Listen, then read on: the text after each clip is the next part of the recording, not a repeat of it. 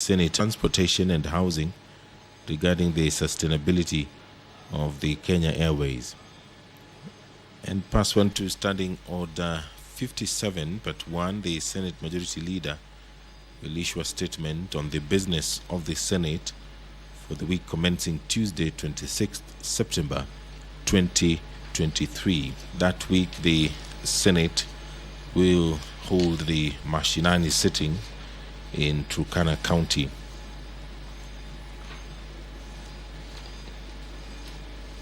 Still in the order of business this afternoon is the resumption of debate which was interrupted on 20th September 2023 during the afternoon sitting. The debate is on a motion on the consideration of a nominee for appointment as the chairperson of the Board of Directors of the Central Bank of Kenya.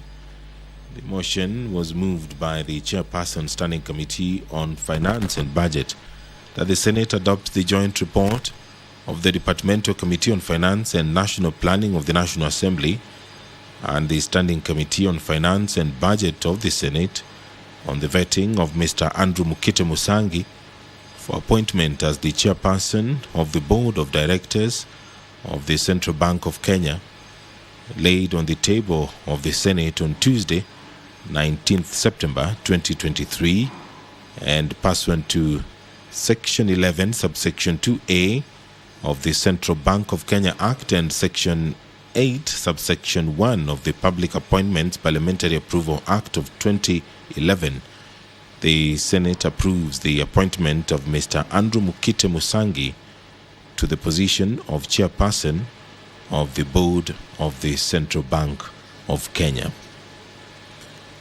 The Prompt Payment Bill, Senate Bills number 8 of 2022, is also active in the Senate. This bill is courtesy of Senator Mariam Sheikh Omar. The debate on this bill was interrupted on Tuesday, 23rd of May, 2023. The senators will be debating this bill as well, and thereafter a division will follow. If you're just joining us, the business of the Senate is about to begin this afternoon. The Speaker of the Senate, Honorable Amason Jeffer Kingi, has stepped into the chambers. I will now hand you over for this live broadcast. My name is Edward Kabasa. Enjoy your viewing.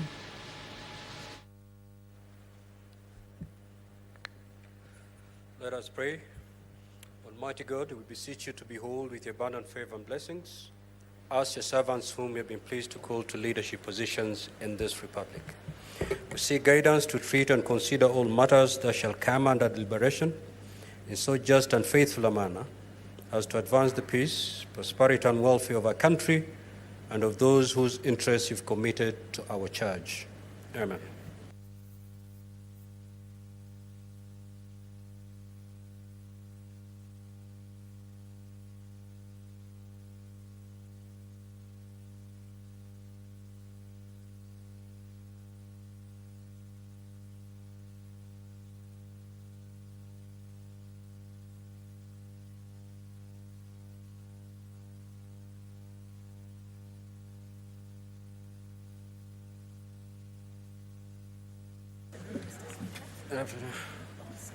Do we have quorum? Sergeant at Arms, kindly ring the division bell for 10 minutes.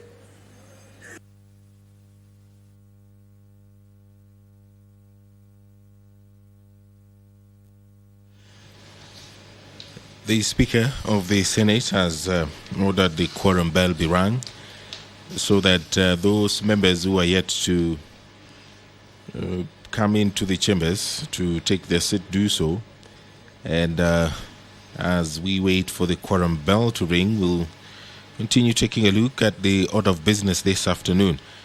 There are a number of bills which have been lined up for debate and division, among them the Equalization Fund Administration Bill, Senate Bills number 14 of 2023. This is by the Chairperson Standing Committee on Finance and Budget. This bill is active in the Senate for the second reading. The Kenyan Sign Language Bill, Senate Bills number 9 of 2023, will also be debated. And in the Committee of the Whole House, the senators will consider the Learners with Disabilities Bill, Senate Bills number 4 of 2023. This bill is by the Senator Professor Margaret Kamar and Senator Crystal Asige. The debate on this bill was interrupted on 9th of August 2023. A division will follow. Other bills which have been lined up for debate in the second reading is the Maternal, Newborn and Child Health Bill, Senate Bills number 17 of 2023 by Senator Beatrice Ogola. The Rice Bill, Senate Bills number 19 of 2023 by Senator James Kamau Murango. The Care and Protection of Child Parents Bill, Senate Bills number 29 of 2023 by Senator Miraj Abdullahi Abdurrahman. Senator Crystal Asige will move a motion regarding the designation of a monthly car-free day and county car-free zones. That aware that Kenyans have a right to a clean and healthy environment pursuant to Article 42 of the Constitution, noting that the National Climate Change Action Plan identifies transportation as the fourth largest contributor to greenhouse gas emissions, which if uncontrolled will result to negative impact of climate change that will adversely affect millions of Kenyans. The senator is concerned that the number of private vehicles has significantly grown, leading to increased road accidents, carbon emission, and vehicle congestion costs, which are in excess of 100 billion Kenyan shillings in GDP per year. Now, therefore, the Senate urges the Ministry of Roads and Transport in collaboration with the Council of Governors and the National Climate Change Council to 1. Identify, publicize and execute suitable monthly car-free days and county car-free zones in urban areas. Provide affordable, safe and efficient public transport, including but not limited to development of bus rapid transport in urban areas. And also encourage the use of electric hybrid buses and provide appropriate incentives for their use, and design an infrastructure that can support non-motorized transport facilities such as pedestrian and bicycle access within urban centers, and finally ensure intermodal connectivity among the various transport modes. That motion will be moved by the Senator Crystal Asige.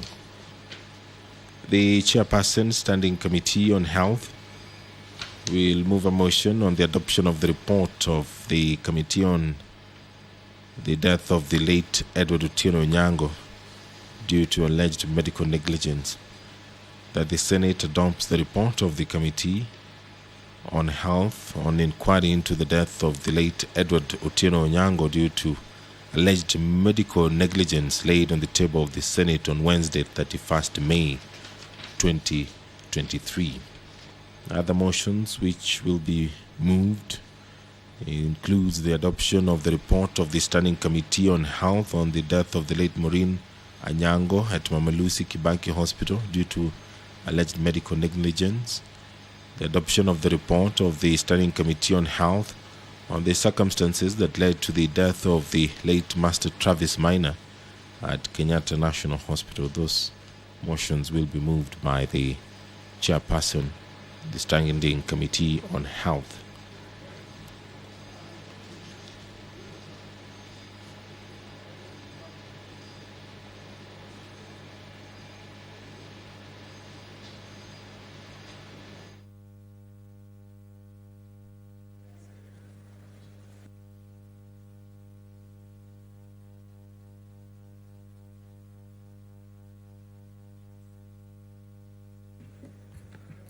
Clerk, proceed to call the first order, please.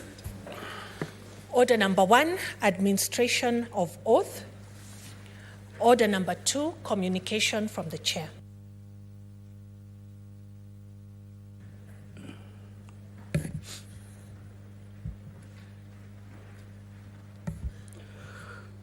Honorable Senators, I do have the following communications to make. 1, I would like to acknowledge the presence in the Speaker's Gallery this afternoon a visiting delegation from the County Assembly of Homa Bay. The delegation comprises members of the Procedure and Rules Committee who are undergoing a training program in the Center for Parliamentary Studies and Training, CPST. Honorable Senators, I request each member of the delegation to stand when called out so that they may be acknowledged in the Senate tradition. The Honorable Julius Gaya, Speaker. The Honorable Samuel Oking Okomo, Deputy Speaker. The Honorable Eric Owidi. The Honorable Nancy Anyango. The Honorable Tom Joseph Ojuang. The Honorable Peter Nyakomita. The Honorable Noah Bill Odhiambo. The Honorable David Hamilton. Ms. Faith A. Apuko. Ms. Agnes Adongo. Ms. Jael Boyani. Ms. Clarice Okongo. Ms. Wendy Winnie Opar. Mr. Santos Ouko. And lastly, Mr. Peter Akida. On behalf of the Senate and on my own behalf, I extend a warm welcome and wish you a fruitful visit. Again, I would wish to acknowledge the presence in the Speaker's Gallery this afternoon, a visiting delegation from the Parliament of Uganda. The delegation comprises parliamentary officers on a benchmarking visit with a counterpart in the Senate. I request each member of the delegation to stand when called out so that they may be acknowledged in the Senate tradition. Ms. Florence Nakito, Ms. Rebecca Bakiata, Ms. Rose Nzukuru, Ms. Olive Yemina Eyotaro, Ms. Caroline Amulen, Mr. Ronald Elakas, Mr. Yusuf Muhindo. On behalf of the Senate and my own behalf, I extend a warm welcome and wish you a fruitful visit. Honorable Senators, I also wish to acknowledge the presence in the Speaker's Gallery this afternoon, a visiting delegation from the County Assembly of Marsabit. The delegation comprises 2 record management officers who are on a benchmarking visit with their counterparts in the Senate.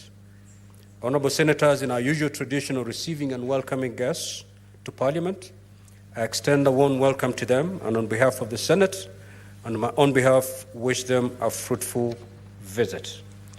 I will call upon Senator Beatrice to, under 1 minute, to say a word of welcome, to welcome the delegation from Homa Bay.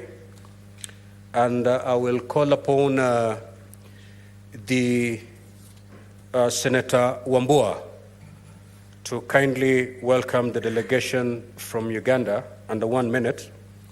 And do we have the Senator from Marsabit here? I will call upon Senator Boni to extend a word of welcome on behalf of the delegation from the County Assembly of Marsabit. In that order, kindly proceed. Thank you, the Honorable Speaker, for the chance to welcome the great delegation from the County Assembly of Homa Bay. Honorable Speaker, Homa Bay County is a county of endless potentials. And as demonstrated by the calm team that is seated on the Speaker's Gallery, led by the Honorable Speaker, Honorable Julius Gaya, a honorable member that I worked with for the last 10 years that I worked for the county government of Homa Bay as an executive member. Honorable Speaker, this is a team that is taking Homa Bay to greater heights as they go through their oversight of the executive that is also very streamed to work. Honorable Speaker, on behalf of Senator Moses Otieno Kajwang, who is the Senator of the Great County, I welcome you and I want to demonstrate that we have confidence in you as an assembly and we are willing to work with you as partners in this journey of protecting the interest of the counties. Thank you and welcome once and again.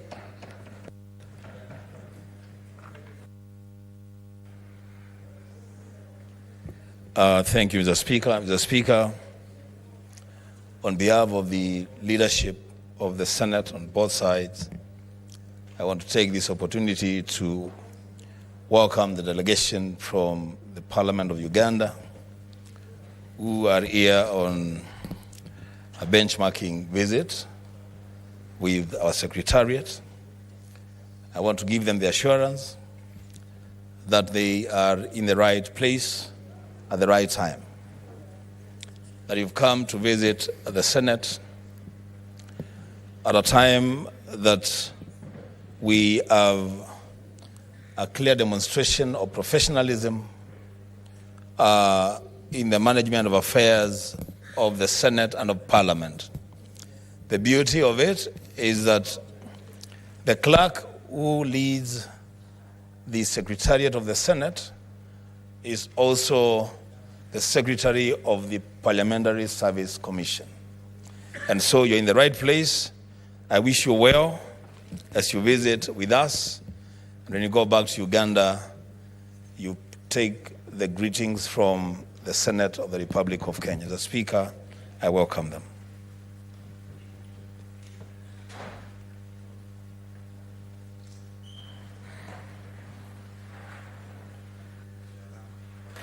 Thank you, Mr. Speaker. Mr. Speaker, thanks for allowing me to acknowledge the presence this afternoon of our visitors from Marsabit. Good people, you're most welcome to the Senate. And as you go back to Marsabit, please teach your children that Marsabit has a big place in this Senate, a big place in Parliament, because of the work and contribution of the late Dr. Bonaya Godana, who you all know. He's one of the makers of the nation of Kenya for the contribution he's made. You're most welcome. I wish all your children well and hope that there will be many Dr. Bonaya Godanas who will be born to join us here in Nairobi to work for the nation. Welcome.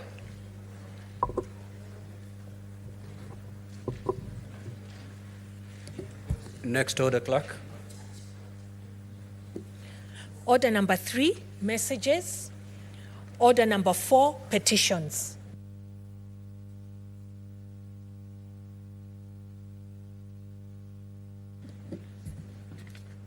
The Chairperson, Standing Committee on Devolution.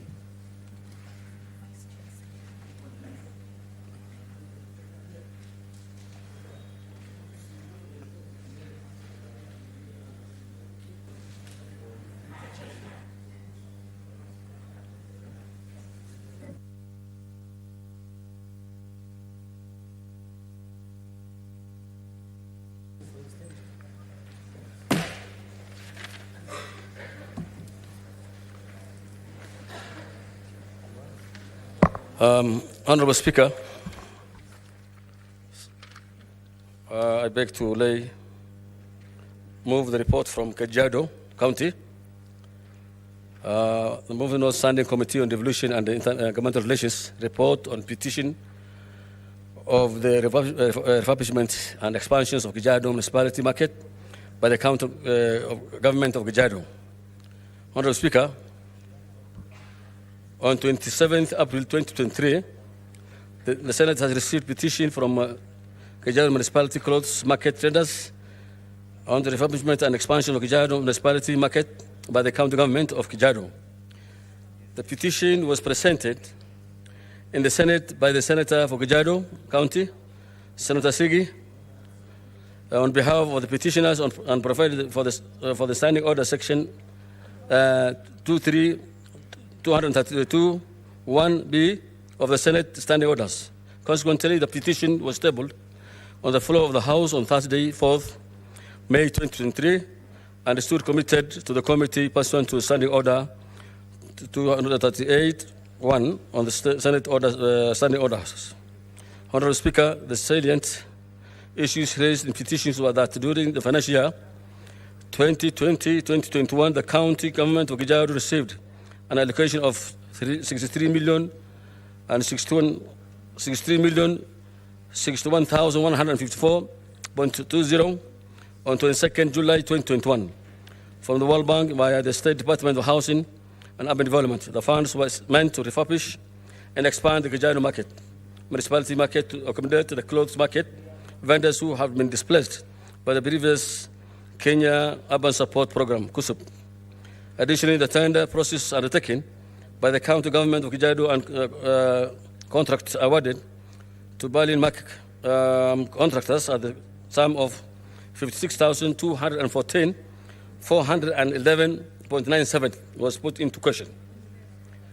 Additionally, Mr. Speaker, sir, the petition alleged that the project was scaled down to less than 50%, where critical infrastructures, among them solar lights, control gates, water tanks, solid waste sorting, chambers, mounted solid waste, pins, the construction of the market, the stormwater drainage channels, fittings, fixtures for the cultural high streets were all together left out with no corresponding review on the contract sum.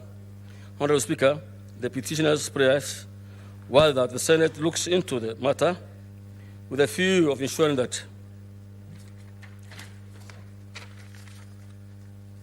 amicable solution to into the issues raised in the petition, as well as make any other relevant recommendations in its consideration for the petition. The committee thereafter considered the petition extensively and submissions received thereof.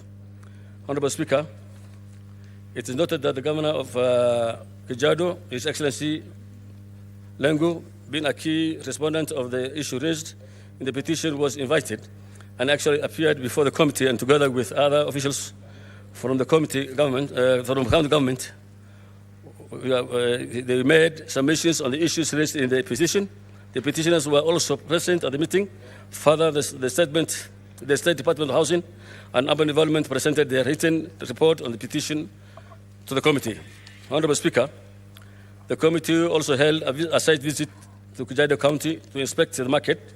The visit was held on 24th July 2023, where the committee inspected the Kajiado Municipality Market and held deliberations with the Deputy Governor, County Executive officials, and the Director of National Coordinator for the Kenya Urban Support Program project at the State Department of Housing and Urban Development to determine the status of this construction based on its deliberations.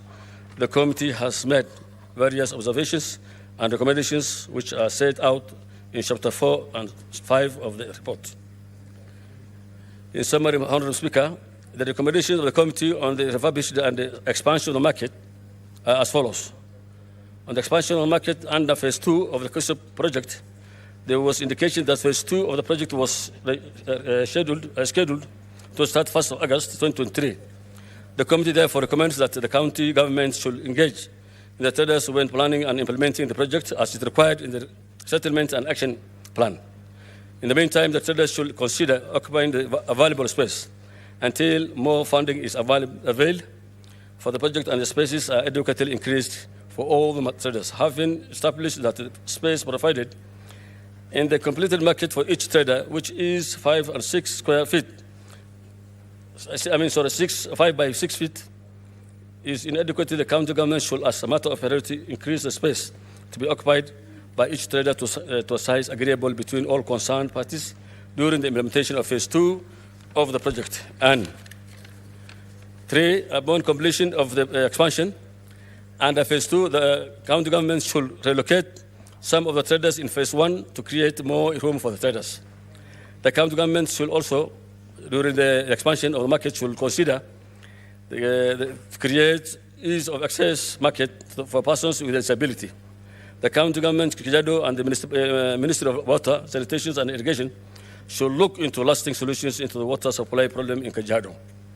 On the status report and accountability, the county government of Kajiado, the State Department for Housing and Urban Development, and the World Bank shall submit the status report for the Senate to the Senate during the undertaking and upon completion of the phase 2 of the project.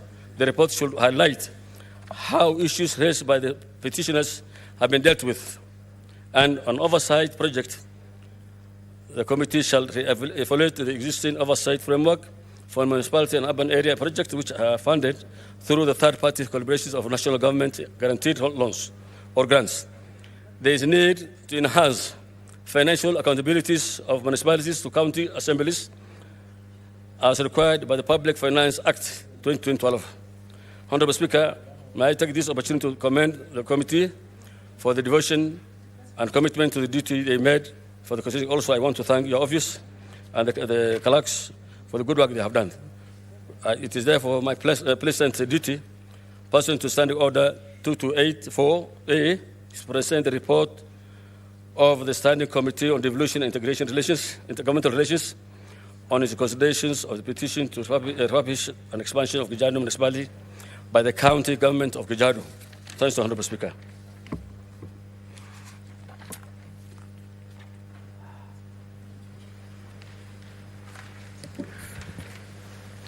Next order. Order number 5, papers. Order number 6, notices of motion. Order number 7, questions and statements. Statements pursuant to Standing Order 53-1. The Honorable Senator Christo.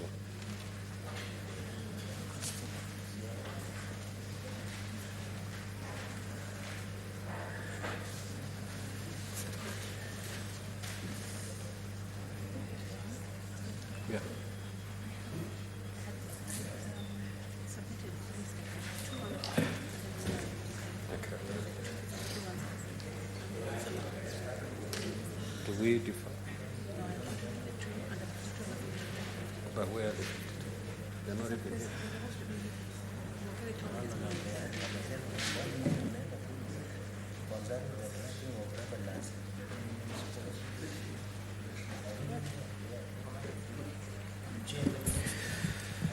The Honorable Senator Esther Okanyuri.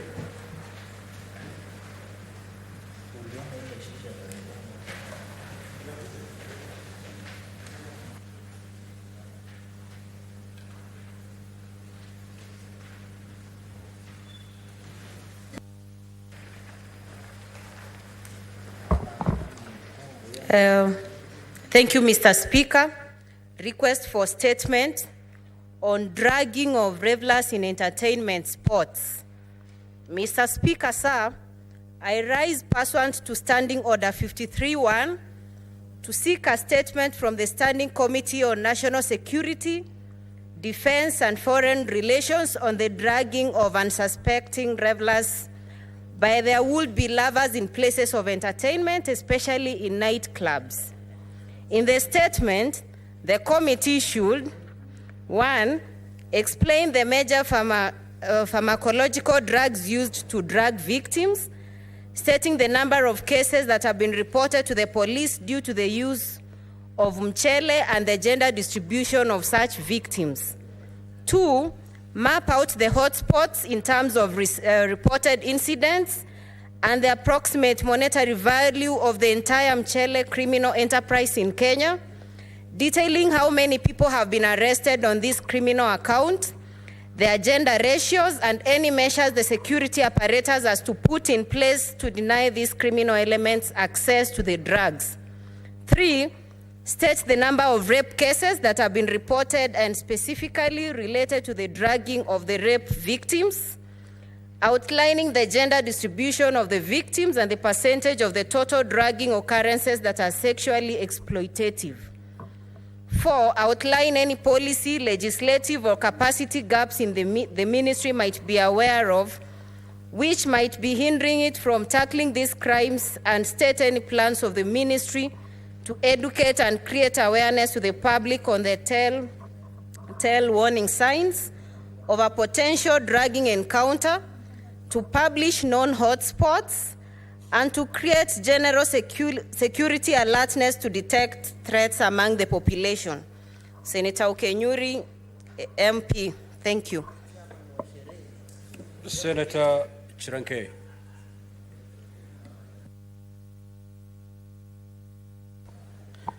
Thank you, Mr. Speaker. Sir, request for statement on plight of early childhood development and education ECD teachers in Nandi County.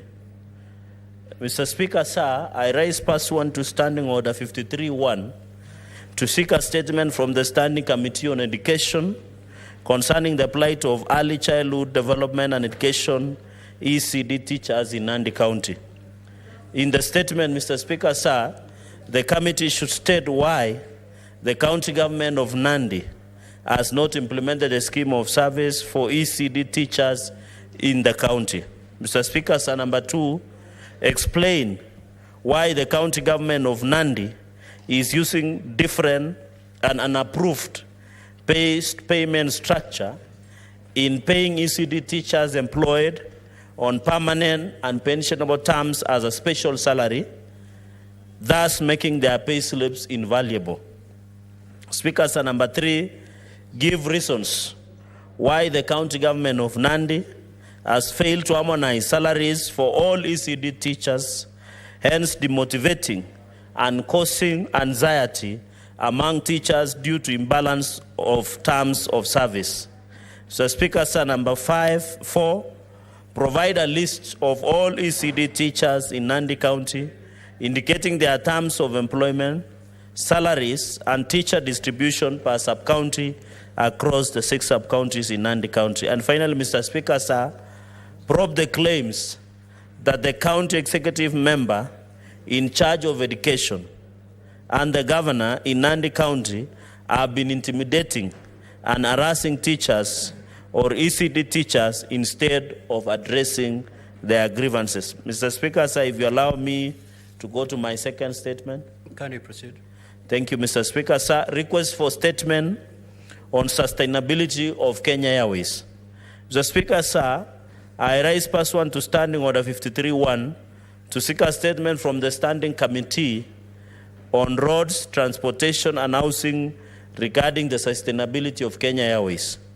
Mr. Speaker, sir, in the statement, the committee should, 1, state measures put in place to address the shortage of aircrafts experienced by Kenya Airways or KQ, disclosing 1, details of current, number 2, planned leases of aircrafts, number 3, to include also in their terms of operation, and number 4, commercial viability of leasing such aircrafts by Kenya Airways or KQ as is commonly known. So, Speaker, finally, disclose the details of the signed strategic partnership framework between KQ and South Africa Airways, which is under receivership, explaining the potential impact of the partnership and whether it would result in a major or merger of the operations of the 2 airlines between Kenya Airways and South Africa Airlines, which is under receivership. I thank you, Mr. Speaker, sir. Senator Christo, are you ready to make your request under Standing Order 53? Yes, Speaker, thank you. I did have 2 statements under 52-1, though, that I was assured as recently as this morning that they are on the order paper, but I see that they are not. And I wonder what guidance you might give me on that. Just proceed to make a request under 53. And because thereafter I will give room for senators to make contribution on all these statements for 15 minutes. So if within the 15 minutes, your statements under Standing Order 52 will be availed, then thereafter I could grant you a chance to proceed. I thank you, Speaker.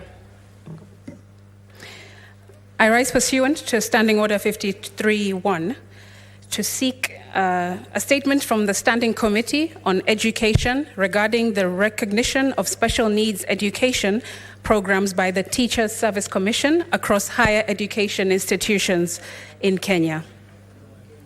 In the statement, the committee should list the approved higher education institutions in Kenya by the TSC duly accredited to offer nationally recognized certification for special needs education programs, and where not indicated on this list, explain why higher education institutions such as the Kenyatta University and Maseno University are alleged to not hold special needs education accreditation, but continue to offer such courses.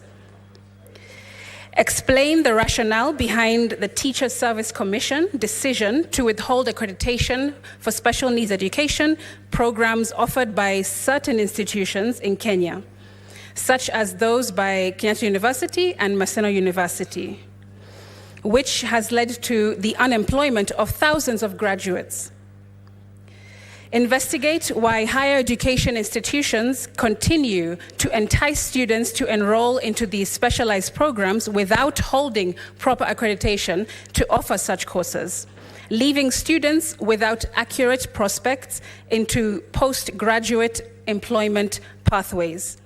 And finally, appraise the Senate on recourse measures that will be taken to ensure funds or compensations are made to thousands of graduates who are affected that hold certificates in these specialized programs from higher education institutions that have no accreditation to offer such courses. I thank you, Speaker.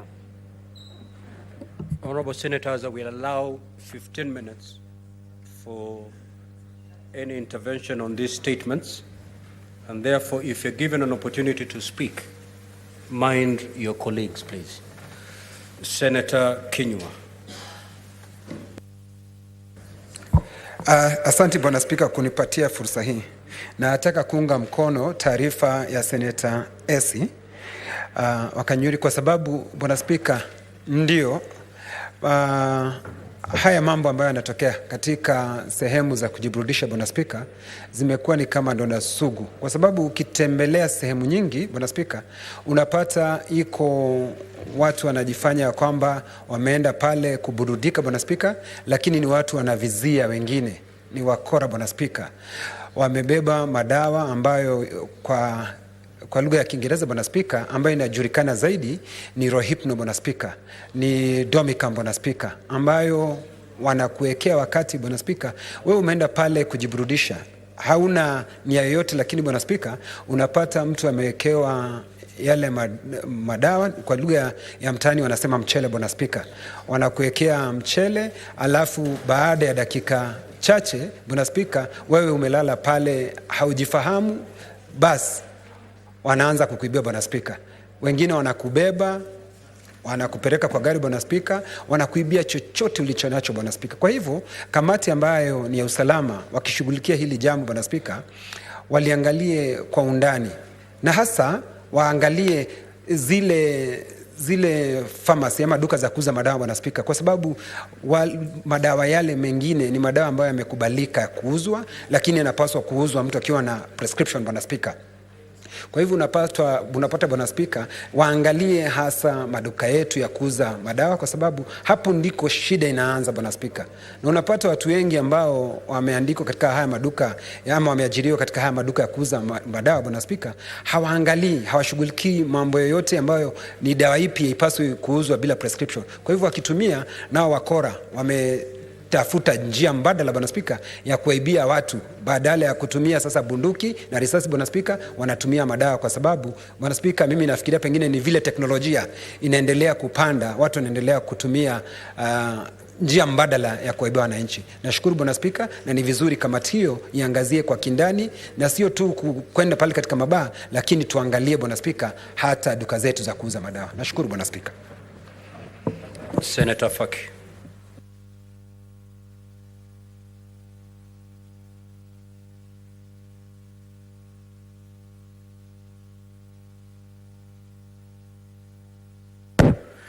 Asante Mheshimiwa Spika kunipa fursa hii ya kuchangia.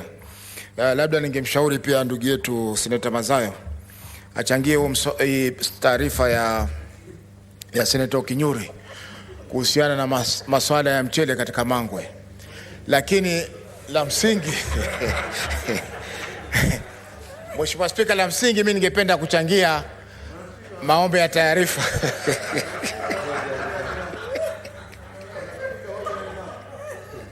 What is the point of order? What is the point of order?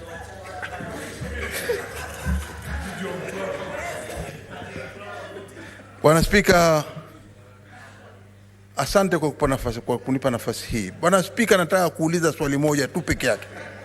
Je, ni haki yeye kutaja kiongozi wake wa walio wengi wachache, kumtaja kama mmoja wa wale ambao waweze kuongea kuhusikana na wale ambao wanahusikana na mambo ya kupelekea ama kusambaza mchele wenye sumu kuwafanya wengine waweze kufaint? Ni haki hiyo?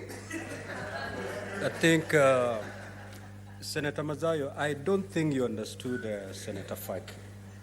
The reason why he picked on you is because of the kind of drink that was referring to is only available in your county. Mangoes are only available in Kilifi. So he was saying, if this thing is rampant in bars, could it be also available in those mangoes in Kilifi?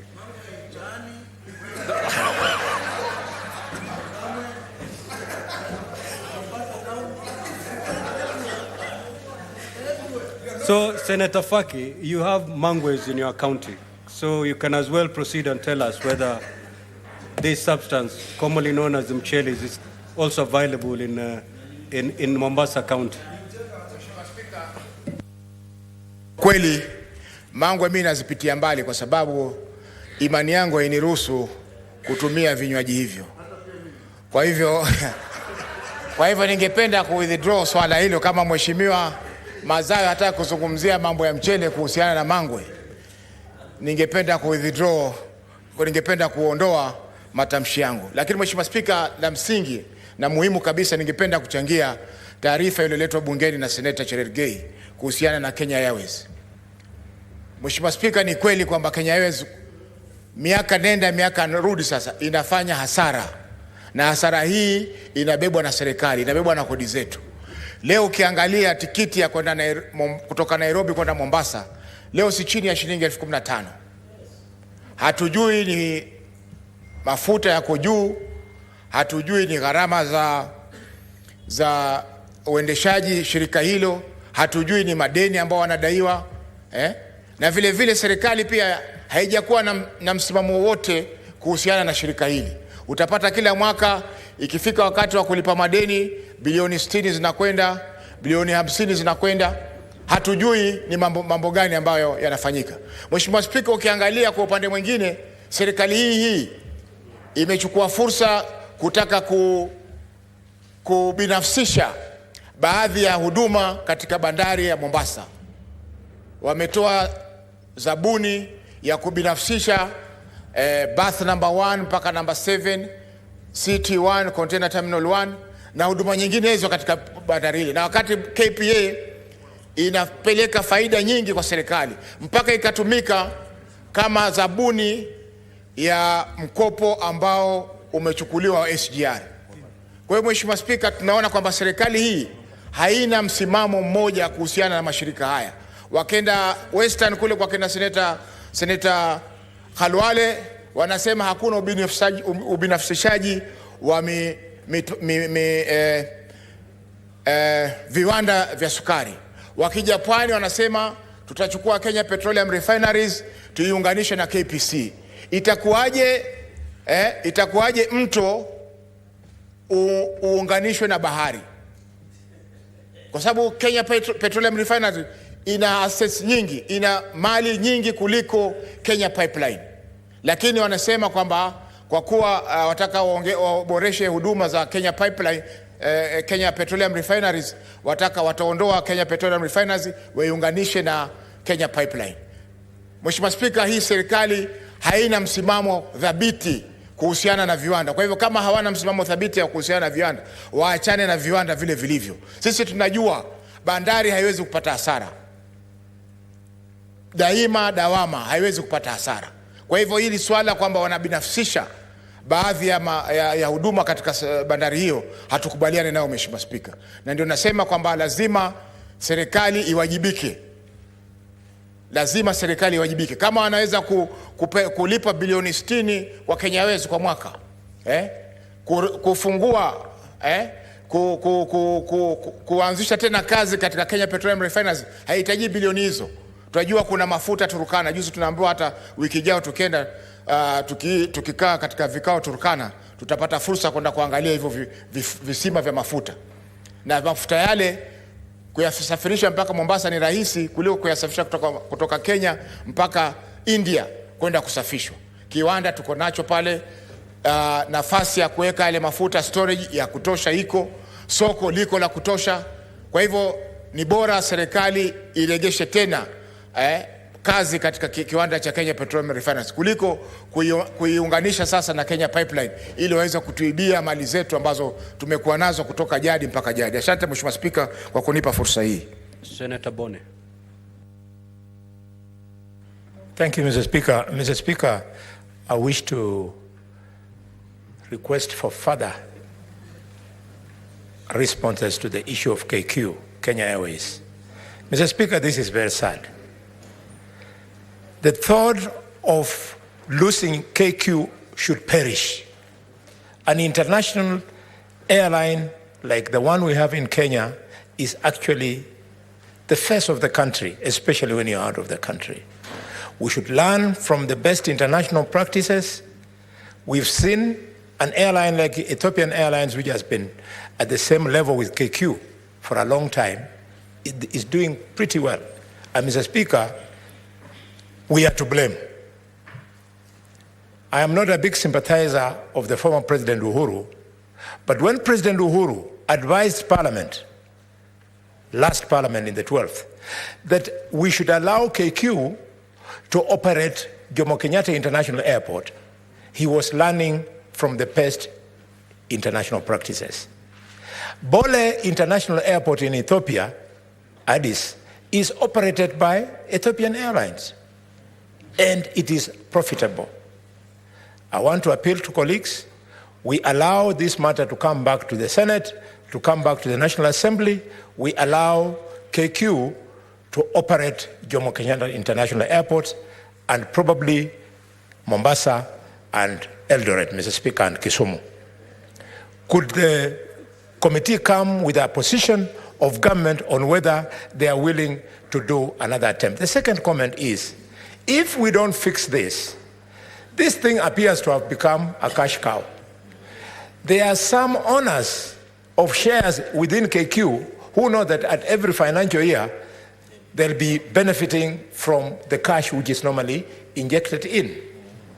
Maybe this report, Mr. Speaker, should tell us, who are these people who are leasing aircrafts?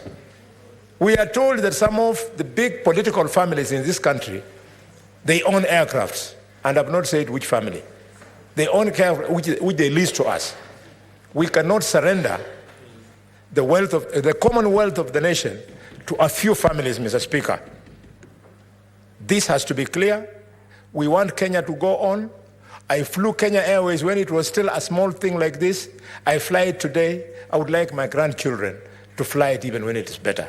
Thank you, Mr. Speaker. Senator Mazayo.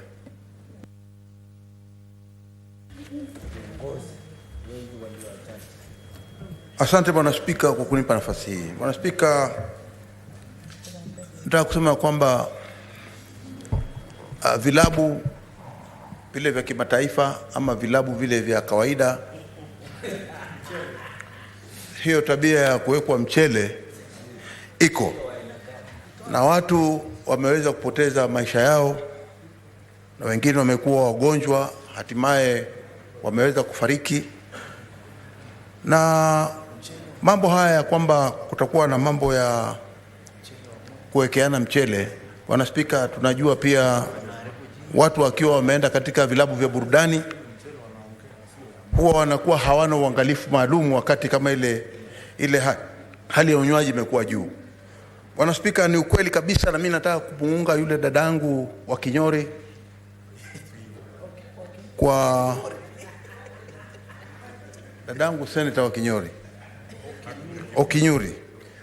Pole dadangu, Okinyuri. Nataka kumuunga mkono kwa dhati kwamba hii ni muhimu, kwamba kuwe na uangalifu zaidi, na pia vile vile tuweze kusisitiza na kuleta sheria ambazo zinaweza kuangalia wale watu ambao wanauza madawa ndani ya hizi pharmacy zetu. Siku hizi kuna mchezo wa kwamba bila kuwa na prescription, ukienda pale, umeandikiwa na Dr. Boni Khalwale, amekuandikia prescription, ukifika pale unachukua, ama asipokuandikia ukienda peke yako, dawa kama hizo unaweza kuzipata. Bwana Spika, nafikiria kungekuwa na mwamko mpya wa kwamba hivi sasa mambo wale madaktari ama wale wanaouza katika pharmacy wakiwa wanauza madawa ambao wanajua haya ni madawa ya kulevya, ni lazima waangaliwe na kwamba wanauza kwa kina nani na yanaenda wapi na yanatumika namna gani. Asante Bwana Spika. Senator Murango. Asante sana Mstahiki Spika. Kwanza nawapa pole wale ambao waliwekewa hiyo mandawa naita mchele. Na kama seneta wa Kirinyaga mahali tunakuza ile mchele mingi sana, kwanza ninasimama hapa kuhakikisha kwamba hatuongei mchele kama mchele, kwa sababu enda ikatuharibia biashara. Inafaa itwe kwa jina ambao inaofaa, kwamba ni mandawa mbovu ambao inaekewa watu katika virambu vingi hapa nchini kwa watu ambao wako na madhumuni mbaya. Kwa hivyo la kwanza niseme pole kwa wao. La pili, ningetaka kuunga mkono mswada ambao umeletwa hapa na Senator Wanandi Cherargei. Kwa sababu kitu ambacho inashangaza sana ni kwamba shirika la ndege la Kenya Airways ni mojawapo ya shirika ambao tiketi zao zinatoka pesa mingi sana. Ni ghali mno hata kushinda ndege zingine. Na hizi ndege sio kama matatu, haziendi mkato. Hizi ndege kama matatu hakuna mtu anakula fare. Hizi ndege wakati wanalipisha hakuna mtu anakataa kulipa. Sisi tunalipa wote. Hata kufika mahali tumelazimishwa kuwa wazalendo kwamba tukitaka kusafiri mpaka tutumie ndege hizo. Ya kwanza ningesema ya kwamba hatufai pia kupembeleza punda kwa mteremko. Tumekaa na tumekuwa tukiteteseka ya kutosha. Katika hii Kenya, katika biashara, kila mtu ako na ruhusa ya kufanya kazi inavyofaa ili ajipendekeze kwa wale wanaotumia zile services ama tiketi ambazo wanatoa. Kwa hivyo ningetaka kusema ya kwamba iangaliwe kwa makini. Lakini kama venye Waswahili wanasema, ukiona manyoya ujue imeliwa.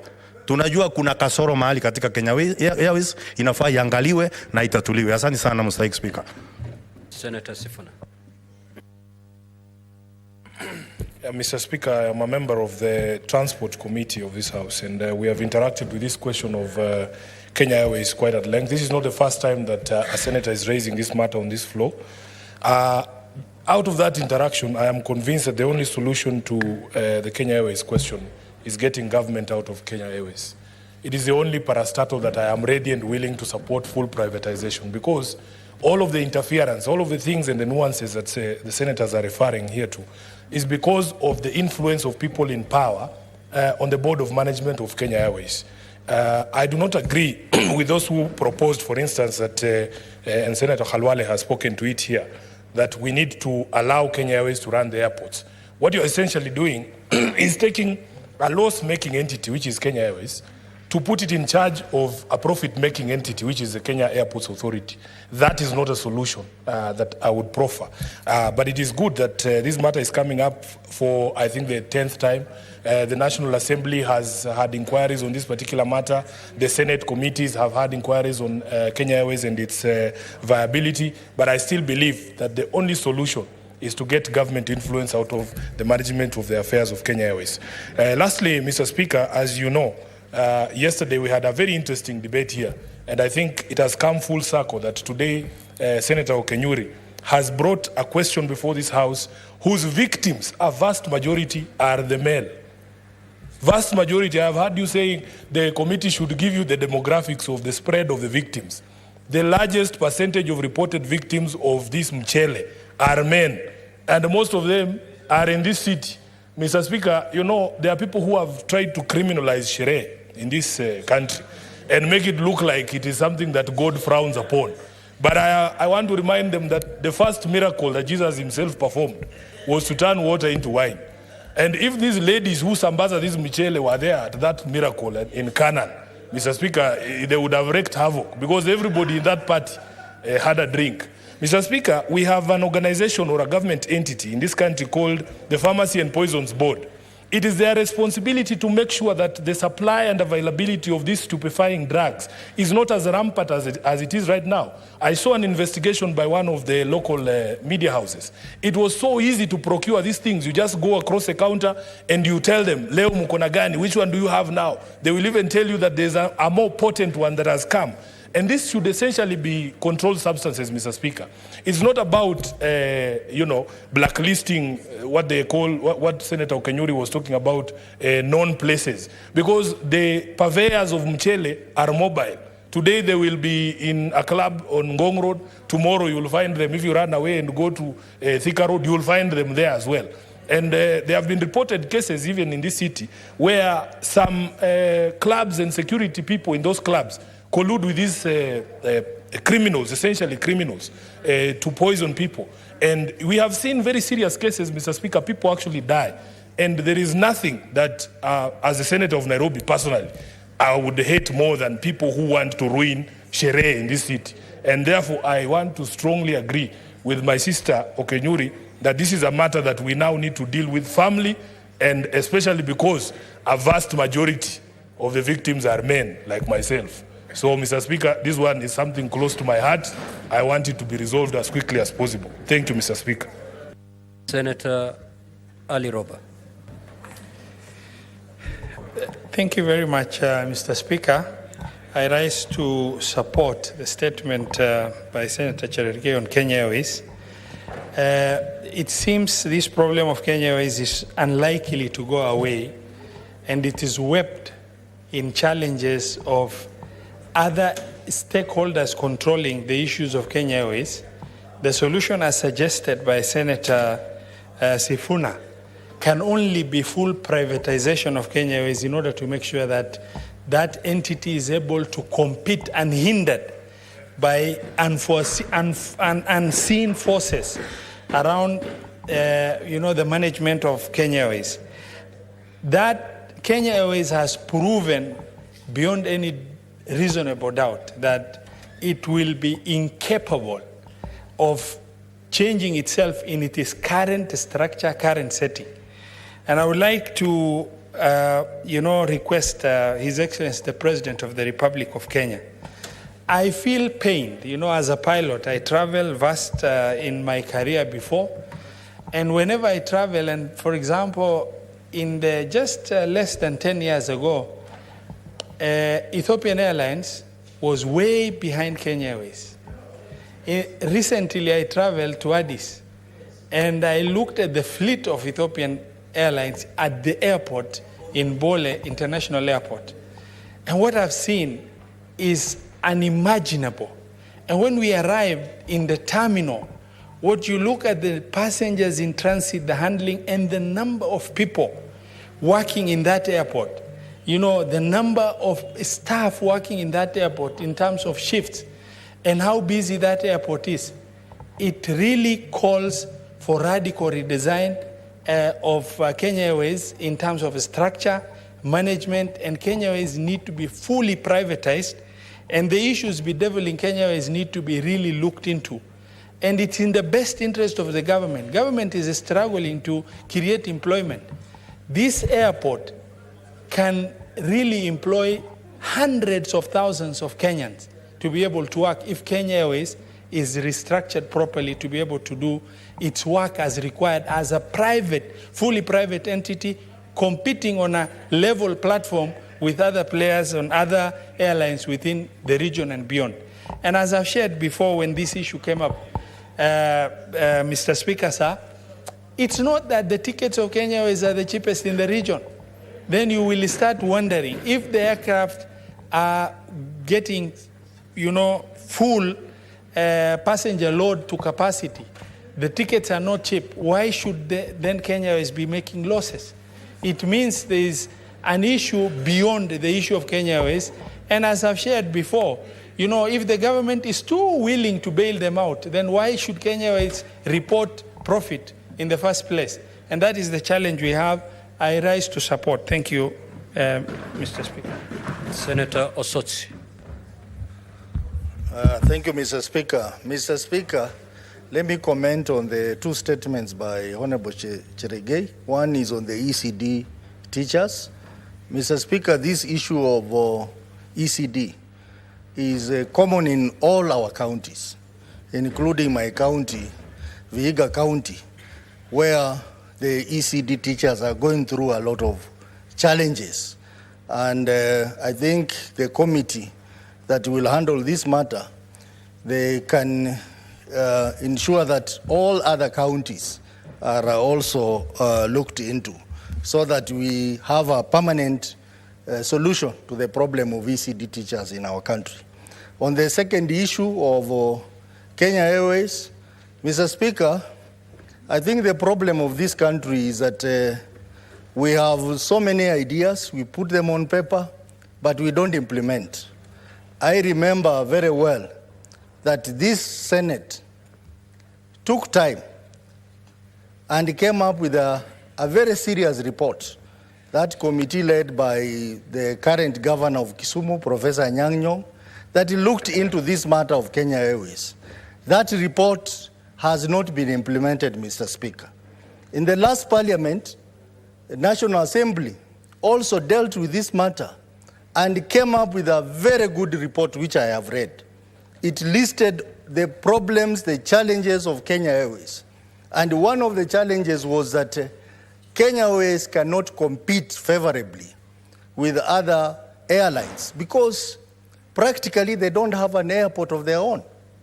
All major airlines, even in Africa, Rwanda Airline, Ethiopian Airline, they all have their home airports. And they do not compete in paying charges with other competing airlines. So in Kenya here, they recommended that the solution to this is by coming up with a holding company that will combine KAA and Kenya Airways so that to reduce the cost of operation of Kenya Airways. But that report, Mr. Speaker, is largely unimplemented. Nothing has happened. So I think Parliament also we have a responsibility that the reports that we produce, we ensure they are implemented, because it doesn't make sense that we come up with a report, we address issues conclusively, and then several years later we come back and restart the same thing. So I would recommend that the committee that will be looking into this matter, they go to the archives and pick the two reports by this Senate and the National Assembly, so that we don't appear like we are reinventing the wheel when we have solutions to these problems. Mr. Speaker, I support. Honorable Senators, we have expended the 15 minutes, and therefore we will proceed to the statements pursuant to Standing Order 52.1. However, before I allow Senator Crystal Asigi and Senator Muma to make their statements, I have the following communication to make. I would like to acknowledge the presence in the public gallery this afternoon, visiting teachers and students from Murungaro Secondary School in Nyandarua County. Honorable Senators, in our usual tradition of receiving and welcoming visitors to Parliament, I extend a warm welcome to them, and on behalf of the Senate, on my own behalf, wish them a fruitful visit. Also, I would wish to acknowledge the presence in the public gallery this afternoon, visiting teachers and students from Upendo CDC, Nairobi City County. Honorable Senators, in our usual tradition of receiving and welcoming guests to Parliament, I extend a warm welcome to them, and on behalf of the Senate, and on my own behalf, wish them a fruitful visit. I will allow Senator Sifuna to, under 1 minute, to say a word of welcome on behalf of the two delegations. Mr. Speaker, with your kind permission, as the head of delegation for Nairobi, I would like to allow Senator Karen Nyamu from Nairobi to make that welcome. I thank you. Very well, Senator Nyamu. Thank you very much, my head of delegation, Senator Sifuna, and thank you, Mr. Speaker. I want to take this opportunity to welcome you, our guests, in this plenary session. We want you to take as much as possible. I happen to have links in the county of Nyandarua through the father of my children, and so I am part of you. I am sure the ones from Nyandarua know what I'm talking about. So welcome, enjoy the session, and learn as much as possible. Thank you very much. Honorable Crystal Asige, your statements pursuant to Standing Order 52. Thank you very much, Speaker. I appreciate through you and the clerk's table for your swift action. Thank you. I rise pursuant to Standing Order 52.1 to make a statement regarding the recent judgment of the Employment and Labor Relations Court, which required the Registrar of Trade Unions to register the Kenyan Musicians Union in Civil Appeal number E130 of 2022. Mr. Speaker, the right to unionize is a fundamental human right. Article 23(4) of the Universal Human Rights Declaration states that everyone has the right to form and to join trade unions for the protection of his interests. This right is recognized under our own Constitution, which grants every worker the right to form, join, or participate in the activities and programs of trade union under Article 41. The importance of trade unions is well established in our country. Historically, they are the vehicles through which workers have communicated their needs, championed for rights such as leave and pension benefits, agitate for better pay, and improve their working conditions in general. These are huge undertakings that are difficult to attain at an individual level, Speaker, but together, workers from different industries have been able to channel their voices through collective bargaining agreements, CBAs, and achieve more humane and respectable conditions. Mr. Speaker, musicians are workers whose tools are their voices, instruments, and sheer talent. It is of great concern that in our country, where music brings us together and marks every major occasion of life, musicians lack union, which they can better organize themselves to earn a better, respectable condition of life. This need is evident by the success enjoyed in jurisdictions such as the United States, the United Kingdom, and France, where various musicians' trade unions have successfully set up industry standard minimum rates, established codes of conduct for matters such as harassment and discrimination, and facilitated benefits such as health, insurance, and legal representations for their members. These unions are also at the forefront of developments affecting musicians. For example, in the UK, the Musicians Union is currently coordinating efforts to help musicians understand the impact of artificial intelligence on copyright law. It goes without saying, Speaker, therefore, that a union for musicians would be an invaluable tool for our enterprising musicians in the current digital age that Kenya is in. In 2021, a World Bank report valued Kenya's music industry at over 320 million Kenya shillings. Despite this massive potential, Speaker, incredibly talented people in this country have unfortunately fallen far behind their peers in other markets, both in Africa and beyond.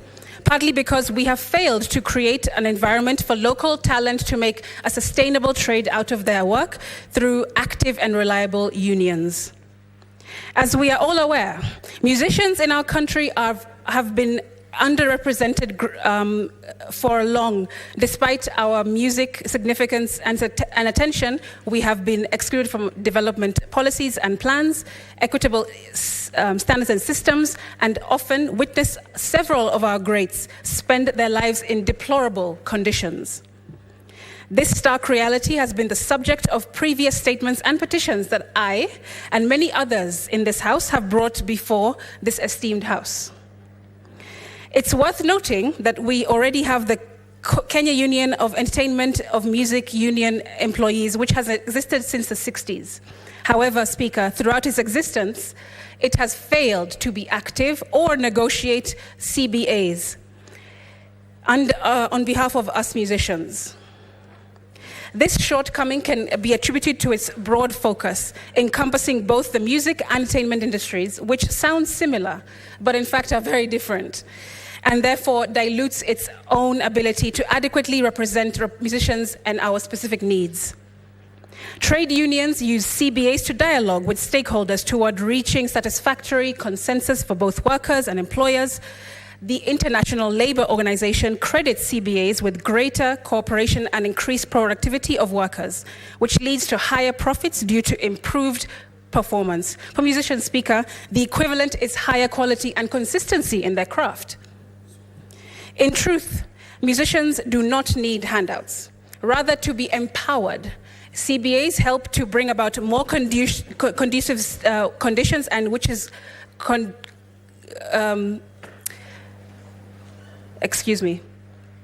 It's a great opportunity to have this union to the whole economy at large, Mr. Speaker.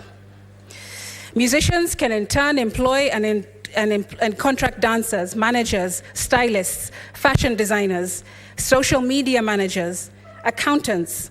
The list goes on and on. The value creation resulting from this can result to even more money flowing in and out of the creative economy, and we can have a Kenya where the music industry is a major contributor to the national GDP.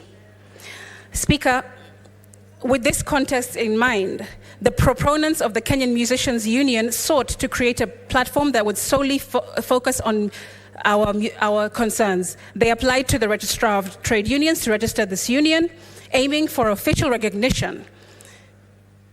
By law, the registrar invited objections.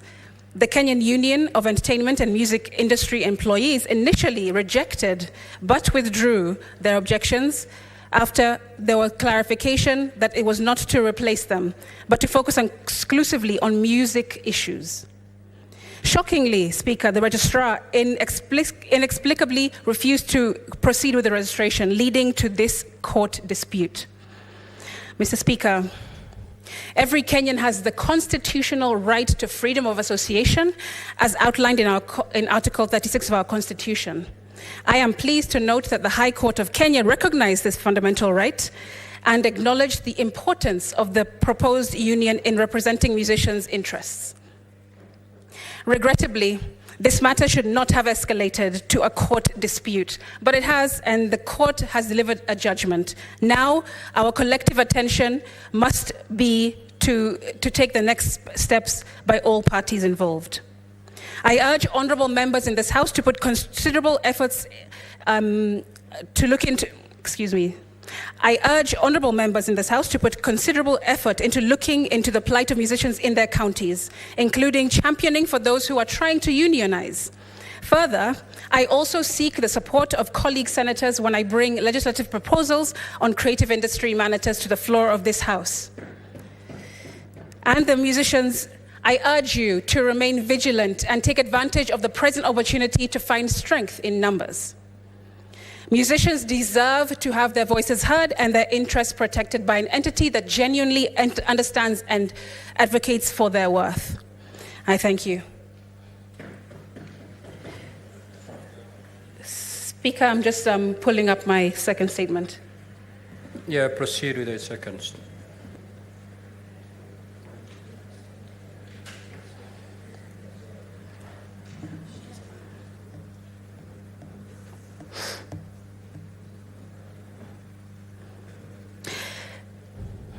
Speaker, I rise pursuant to 52.1 to make a statement of topical concern commemorating the International Week of Deaf People and the International Day of Sign Languages. Mr. Speaker, International Week of Deaf People is observed annually between 18th and 24th of September, with the International Day of Sign Languages celebrated on the 23rd of September, this Saturday. To mark these important occasions, we are called to reflect upon the lives of deaf people and the status of their inclusion and empowerment as members of our society. It's an opportunity for us to ponder upon these individuals, participate in various aspects of life that you and I may take for granted, and how policies, laws, and procedures can improve matters for them. It is also a chance to recognize the efforts made so far towards better inclusion for the deaf community.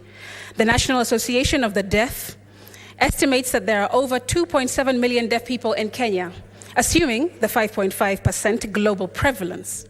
It's important to note that this number might be even higher based on the 2017 study by the Kenya Institute of Special Education, KISE, that found in Kenya the prevalence of persons affected with hearing loss is 10%, that is above the 5.5% global average. It's a significant portion of the nation that needs to be upheld.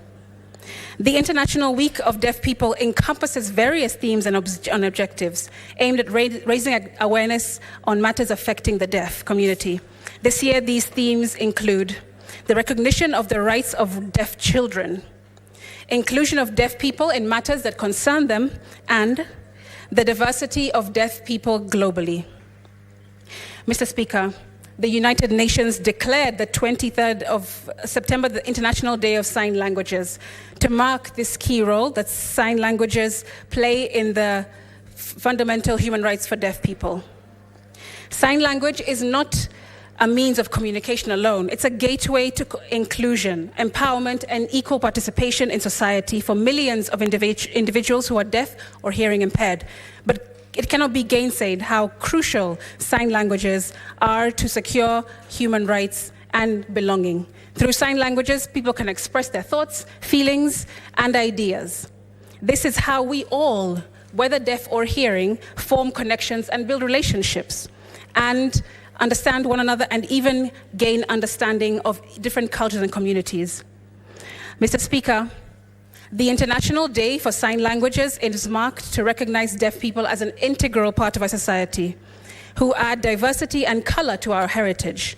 As such, the Kenyan Sign Language should be promoted for use for all throughout Kenya.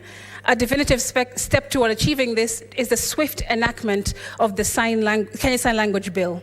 In doing this, we can surpass the Deaf Federation call for governments to take steps that at least 50% of our children know their national sign language, and create societies where deaf people can sign anywhere in the world. Our government should lead by example by taking a step further to provide mandatory sensitivity training across public sectors to ensure the respect, dignity, and protection of the rights of the deaf across the board. In fact, I'd go as far as questioning why this hasn't happened in this honorable House. Mr. Speaker, I wish to bring to your attention that even on our Parliament live stream sessions, we do not provide sign language interpreters to translate daily business of both houses for deaf Kenyans to follow. Being that our Kenya Sign Language Bill is currently moving successfully in the order paper, we will be remiss to not provide interpretation when debating legislation without being inclusive of those it so crucially impacts. Mr. Speaker, it's important to acknowledge that sign languages are not universal. They vary from one region to another. Currently, there are over 300 unique sign languages recognized globally, reflecting the rich linguistic culture of hearing communities. Our sign language is the primary means of communication for the deaf, and it plays a pivotal role in their daily lives. Sign languages also play an essential role in the educational landscape. Deaf children who are exposed to sign from an early age have the opportunity to access quality education on par with their hearing peers. Inclusive education, where sign language is recognized and integrated, ensures that the deaf students can thrive academically and socially. Mr. Speaker, moreover, there is a need for increased awareness and understanding of the importance of sign languages within our society. Education and sensitization efforts should extend beyond the deaf community to ensure that everyone recognizes the value of sign languages as a bridge to inclusion for all. As the hearing community, we should take it upon ourselves to make an effort to learn basic sign language to communicate, reducing social isolation, discrimination, and misunderstandings. The knowledge of sign language is a great skill to have, Mr. Speaker, and would mean so much to every deaf person that we interact with. To conclude, Speaker, let's reaffirm our commitment to the rights of inclusion and well-being of deaf individuals in Kenya. It's for this reason that I am pushing, along with Senator Kamar, for the enactment of the Kenya Sign Language Bill 2023, and ask colleague senators for their continued support. And I even invite them, Chair, Speaker, to sign. It's very easy, if you would wish to support my my statement, to sign this way. Mr. Speaker, I support. I thank you. Thank you, Senator Muma. Thank you, Mr. Speaker. I rise pursuant to Standing Order 52.1 to make a statement on the indigenous peoples of Kenya. Mr. Speaker, please protect me from a huge conversation here that is disrupting me, SG and team. Mr. Speaker, Kenya has a multi-ethnic population of several bands of tribes who have resided in this country well before the arrival of the colonial government and the establishment of the nation of Kenya as it is known today.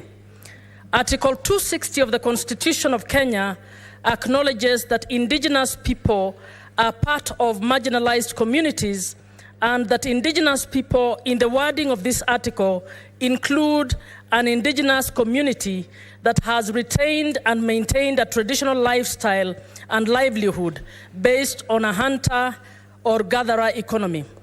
Mr. Speaker, the phrase indigenous has also been used in different articles of the Constitution in diverse contexts, with recognition being given to the notions of indigenous languages in Article 7, indigenous technologies under Article 11, indigenous seeds under Article 11, and indigenous knowledge under Article 69, wherein these notions are recognized as worthy of protection.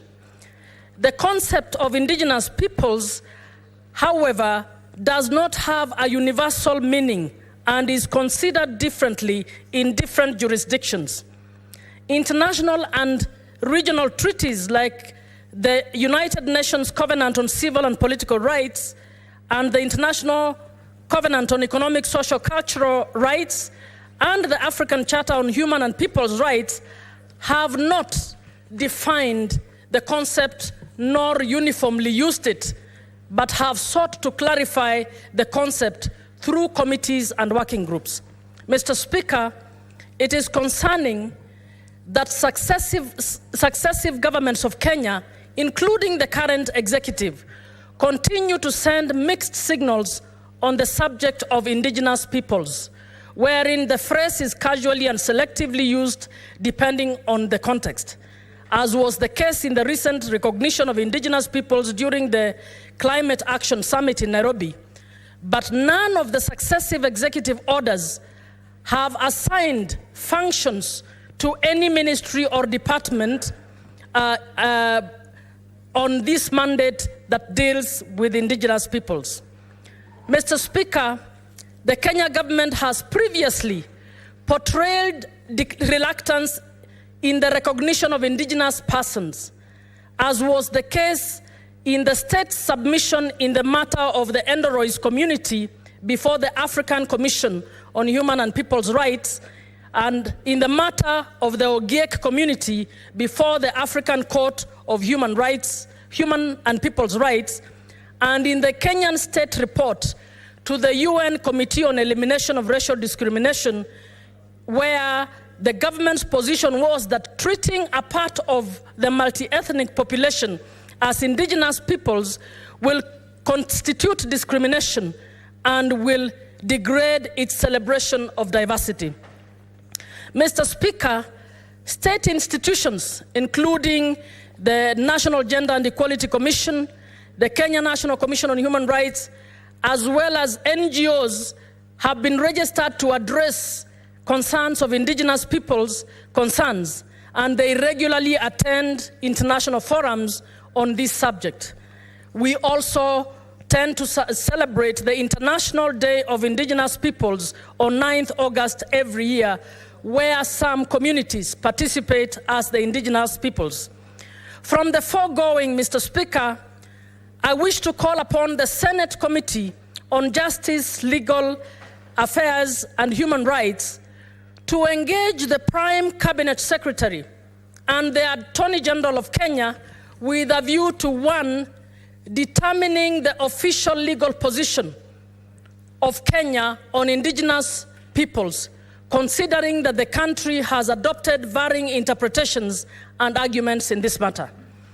Number two, to classify which communities from the over 53 communities and clans are considered to be indigenous peoples of Kenya and the reasons for such classification. Number 3, to propose specific development projects and measures that can be put in place by the government to address the marginalization of the communities that are considered to be of indigenous peoples, and to guarantee that they will receive equitable share of benefits of state resources as other communities.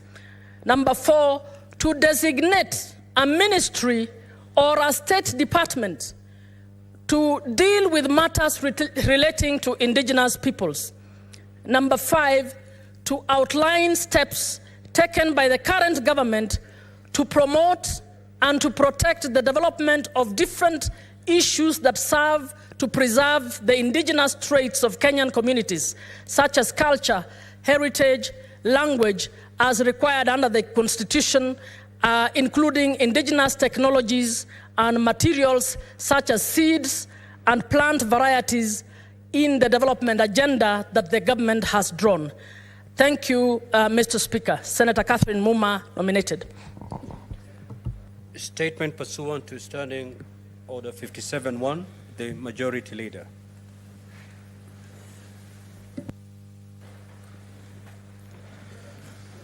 Thank you, Mr. Speaker. Mr. Speaker, sir, I rise to issue this statement, the business of the Senate for the week commencing Tuesday, 26 September 2023, pursuant to Standing Order number 57-1. Mr. Speaker, sir, pursuant to this standing order, I hereby present the business of the Senate. Before I do so, I take this opportunity to welcome honorable senators back from the recess. We look forward to a fruitful session over the next 4 weeks until 20th of October 2023, when the next short recess is scheduled to begin. Mr. Speaker, during the last recess, the Senate held 2 special sittings on the 29th and on the 31st of August 2023. At these special sittings, the Senate considered and passed a motion on the establishment of the National Dialogue Committee, the Public Finance Management Amendment Bill, National Assembly Bills number 16 of 2023, the Climate Change Amendment Bill, National Assembly Bills number 42 of 2023, and a motion to alter the Senate calendar in respect of Part 5.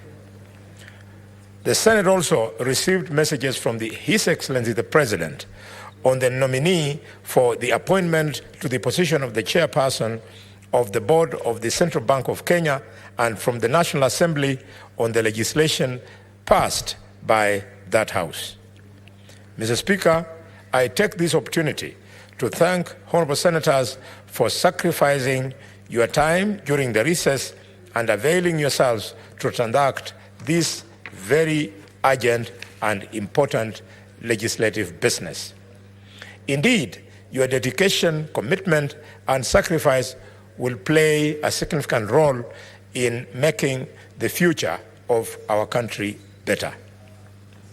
Mr. Speaker, as indicated in today's order paper, the motion for adoption of the joint report of the Departmental Committee on Finance and National Planning of the National Assembly and the Standing Committee on Finance and Budget of the Senate on the nominee for appointment to the position of the chairperson of the board of the Central Bank of Kenya is scheduled on order number 8, debate began yesterday, and I urge honorable senators to fast track it, debate it, and conclude the matter. In terms of other legislative business that are pending consideration in the Senate, there are 28 bills, out of which 22 are at the second reading stage, while 6 are at the committee of the whole. 24 motions are pending conclusion, while 15 petitions have matured for reporting by respective committees. In addition to this, 188 statements are pending conclusion by standing committees, while 22 of questions are pending. 10 of these of which have been scheduled for response by respective cabinet secretaries on Wednesday, 27th September 2023. Mr. Speaker, I urge that we all play our part in ensuring that the business of the Senate is dispensed with in a timeless manner. This will require committees to table reports as required in the standing orders, movers of business scheduled in the order paper to be available to prosecute their business, and individual senators to turn up for both plenary and committee meetings. The party whips will also be required to mobilize a requisite number of county delegations for divisions to be undertaken when due.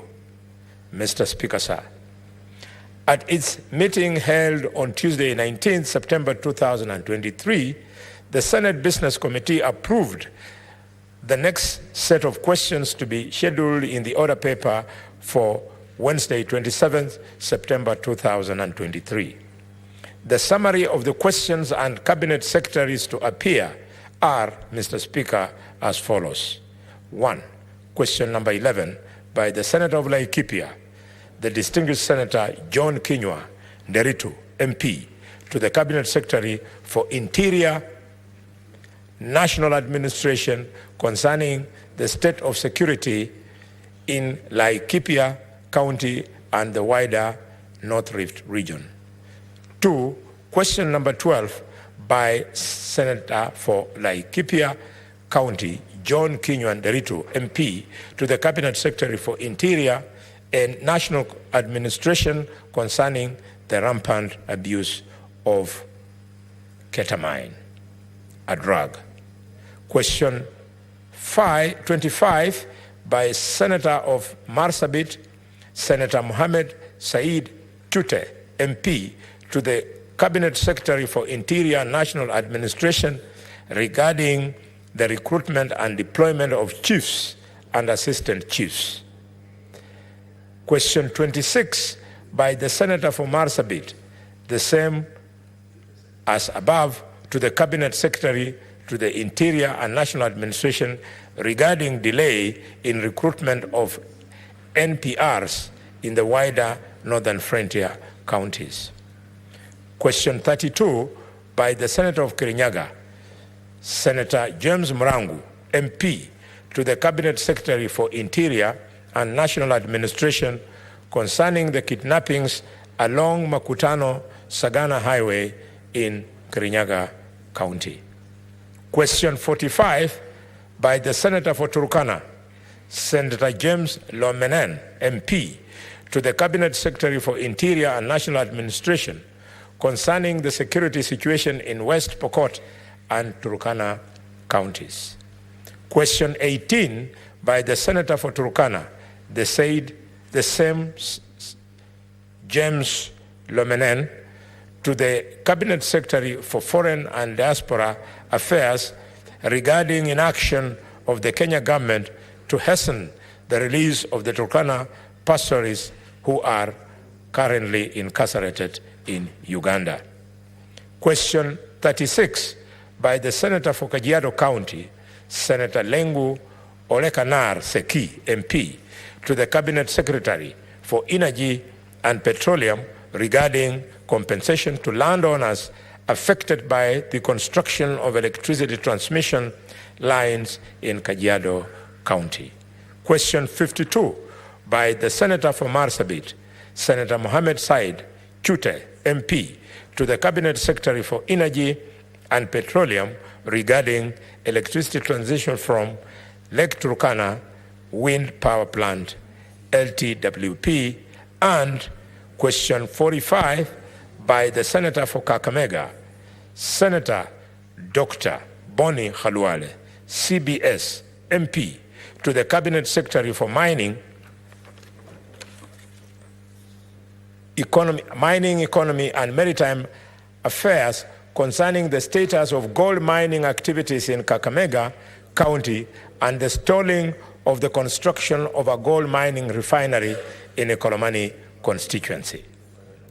Mr. Speaker, sir, finally, as honorable senators are aware, pursuant to the resolution passed on the 30th of May, 2023, the Senate will hold its plenary and committee sittings in Turkana County from the 25th of September to the 29th of September 2023. Mr. Speaker, I urge honorable senators to ensure that they participate at these momentous sittings outside Nairobi. I thank you, and I hereby lay these statements on the table of this Senate on behalf of Senator Aaron Cheruiyot, MTH, MP, Senate Majority Leader, today, 21st of September, 2023. Thank you.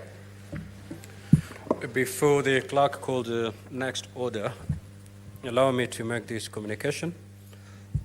I would like to acknowledge the presence in the Speaker's Gallery this afternoon, 7 young men and women who have been in the Senate for the last 3 months undertaking an internship program.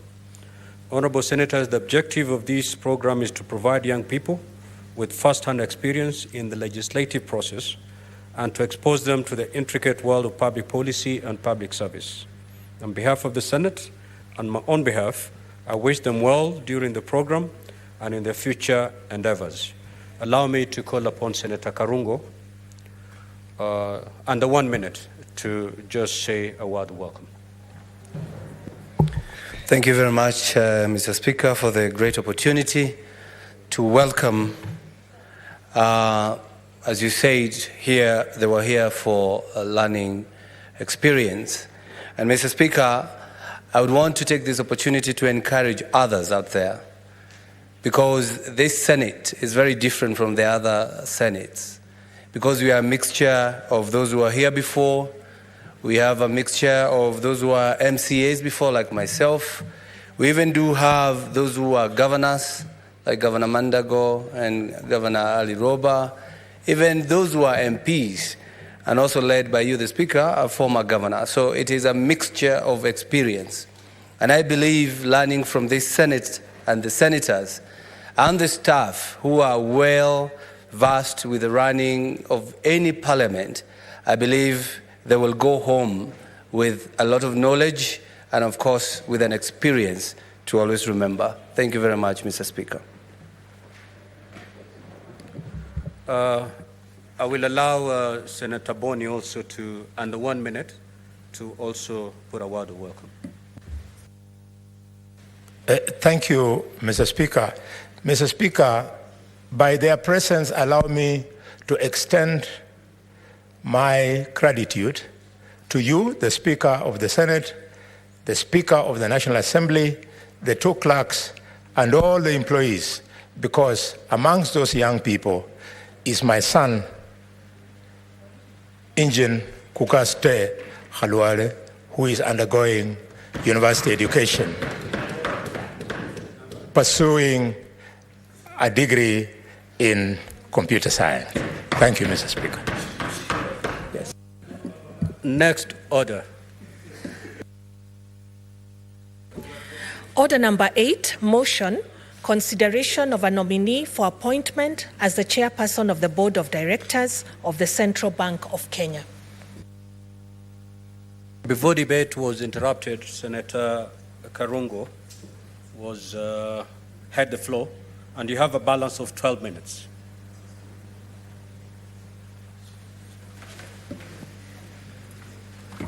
Thank you very much, Mr. Speaker, for giving me this opportunity to finish my contribution on approving the report by the committee on affirming Mr.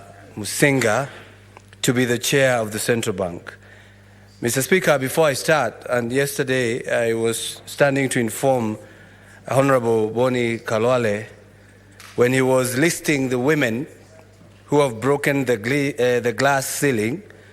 I wanted to remind him that he forgot the first Maasai to be elected a member of parliament, and that is Senator Peris Tobiko.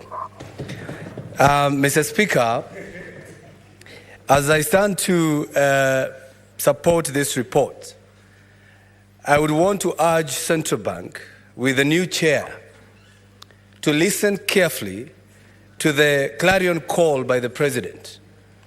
The President has on numerous occasions said that we require a new finance or a new financial infrastructure or architecture. Mr. Speaker, what that means, it is new rules and regulations when it comes to our finances in this country, Mr. Speaker. I know the President is talking about the whole world, he's talking about global finances, but I would want to urge, as the chairman takes on this seat, together with the governor of Central Bank, they should take that clarion call for us as a citizen, as citizens of this country, to also enjoy that new finance infrastructure. And as I stand here, I think they have already started, Mr. Speaker, because now Safaricom has actually increased the transaction limit from 150 Kenya shillings is now 250. I think that is what we require in this country, Mr. Speaker, that the financial rules, the regulations, and the way the systems work, Mr. Speaker, need to be brought to speed within these economic times, Mr. Speaker. Mr. Speaker, I urge Central Bank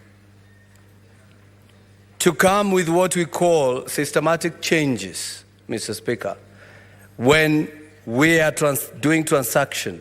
And yesterday, as I was giving my contribution yesterday, Mr. Speaker, I said I'm a great supporter of cryptocurrency. And when you talk about systematic change, it brings about transparency. What cryptocurrency do, Mr. Speaker, because it is based on blockchain, it brings about transparency. Maybe to bring to speed my good friend, chairman for CEPIC, chairman Senator Osotsi, a blockchain is where you do a transaction and immediately you get your receipt. That receipt is distributed to everybody in the network, meaning you can never go back there to complain your receipt is different from everybody in the world. And to bring you very close to this scenario, Mr. Speaker, during the presidential election, we did what we call blockchain without even knowing, Mr. Speaker. Because at the counting of the presidential results, that form 30, was it 36 or 35? 34. That form 34 was stuck on the door and it was photocopied by everybody. It was even distributed online. And that's why it was very hard for anybody to try to change it. Because trying to change it, you'll have to recall all the forms in the whole country and change each and every one, and then you give us a copy. So, Mr. Speaker, blockchain brings about transparency.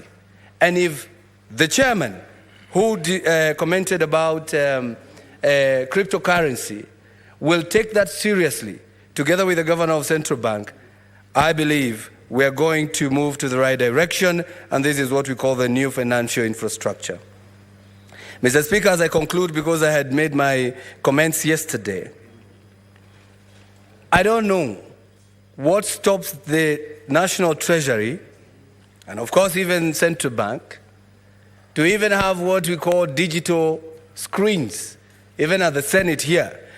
You know, Mr. Speaker, when you go to a bank, you are able to see how much a dollar is exchanging with Kenya shillings, Australian dollar, Chinese yuan, and all that.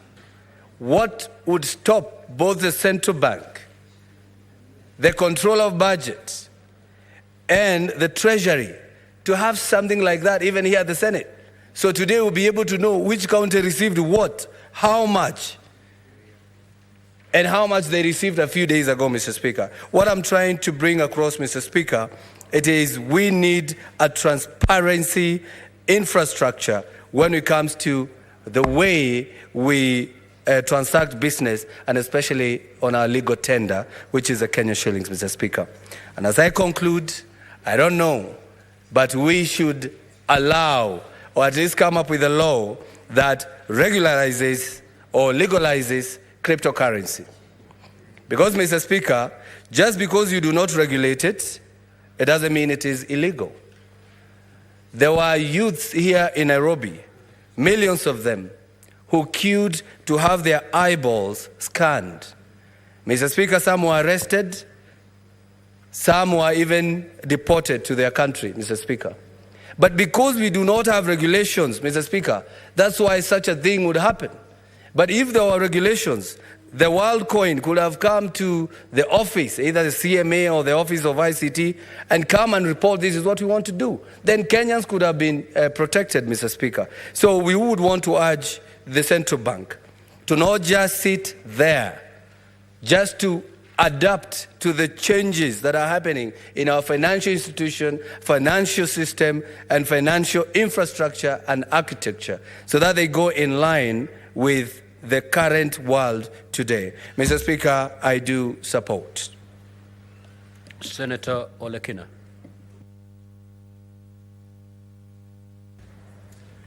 Thank you, Mr. Speaker. Mr. Speaker, I rise to support the committee report on the approval of the nominee as a central government.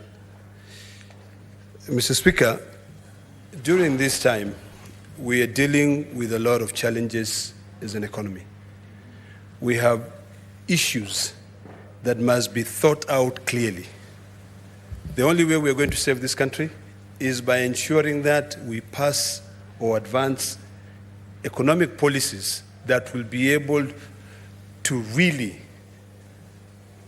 think about the future generation. Mr. Speaker, one of the biggest challenges we have in this country is that a lot of people who are tasked with responsibilities are not qualified enough. And in most cases, they are appointed based on who they know or where they've been. But when it comes to the issue of monetary policy, when it comes to the issue of an economy of a country, such as this, where, Mr. Speaker, over the last 3 years, actually 2 years, we have seen the way the exchange currency in this country has gone so down. Today, a dollar is trading at about 150 shillings. And I dare say, all that leads down to the policies.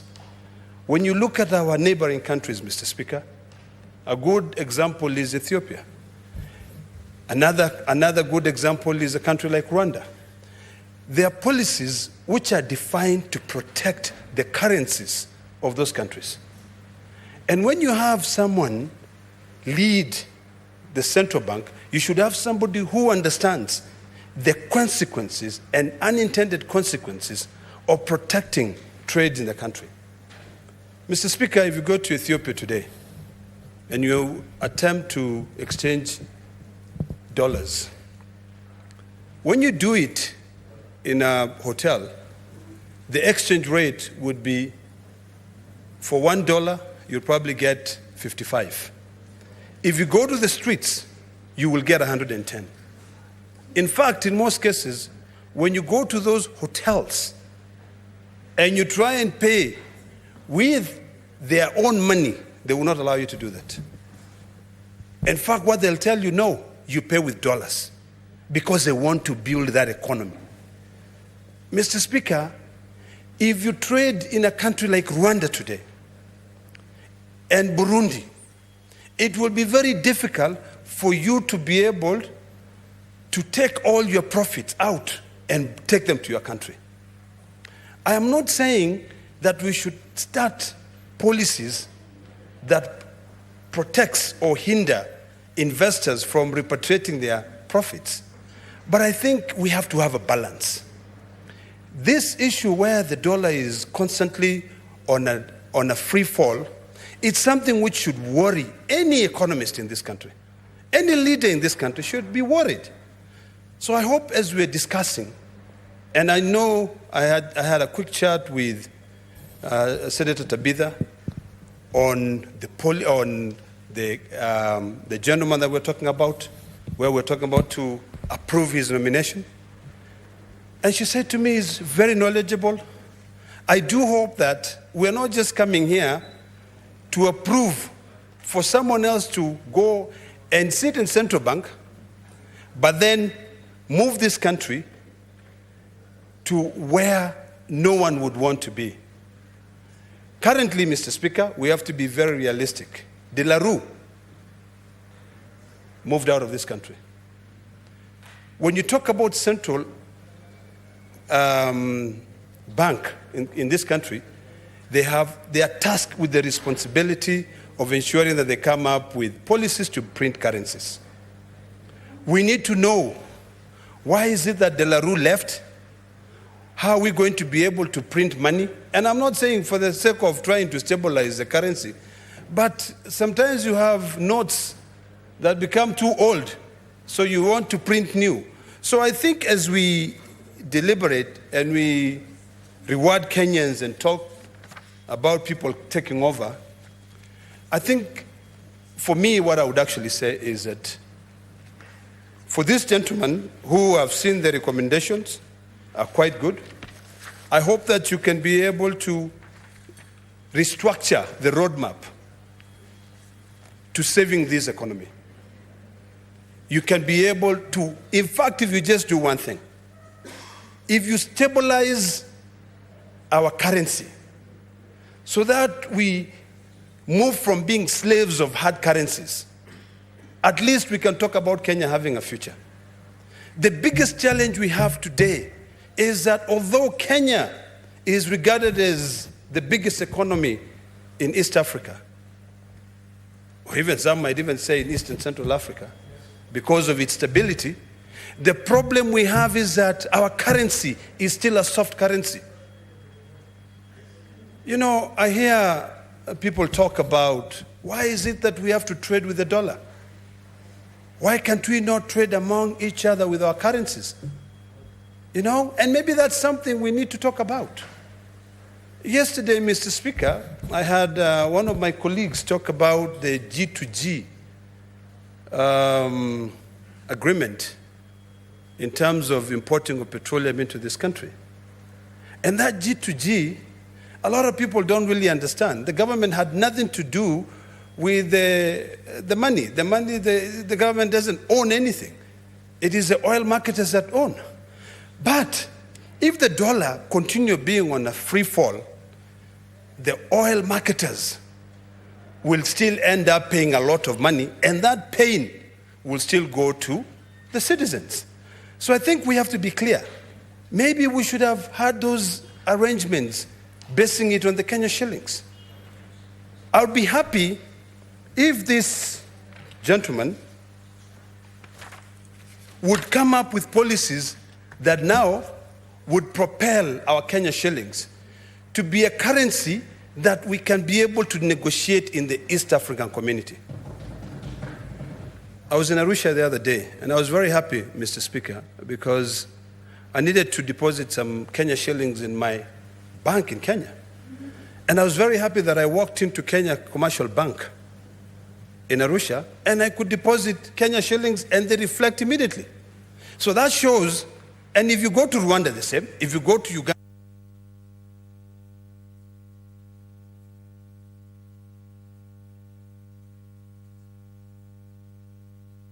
institution in those countries will tell you that it is easier for me to pay you in Kenya shillings.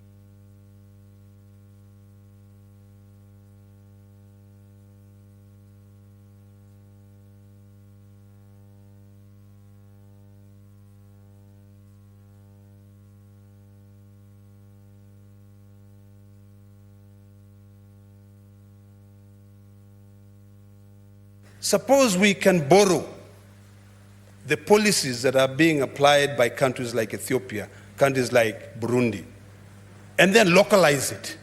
We don't necessarily have to go the way they go, but we can also localize it so that we can protect our currency. I do hope that the new governor of Central Bank, I hope that this House will approve him, will be able to now think outside the box.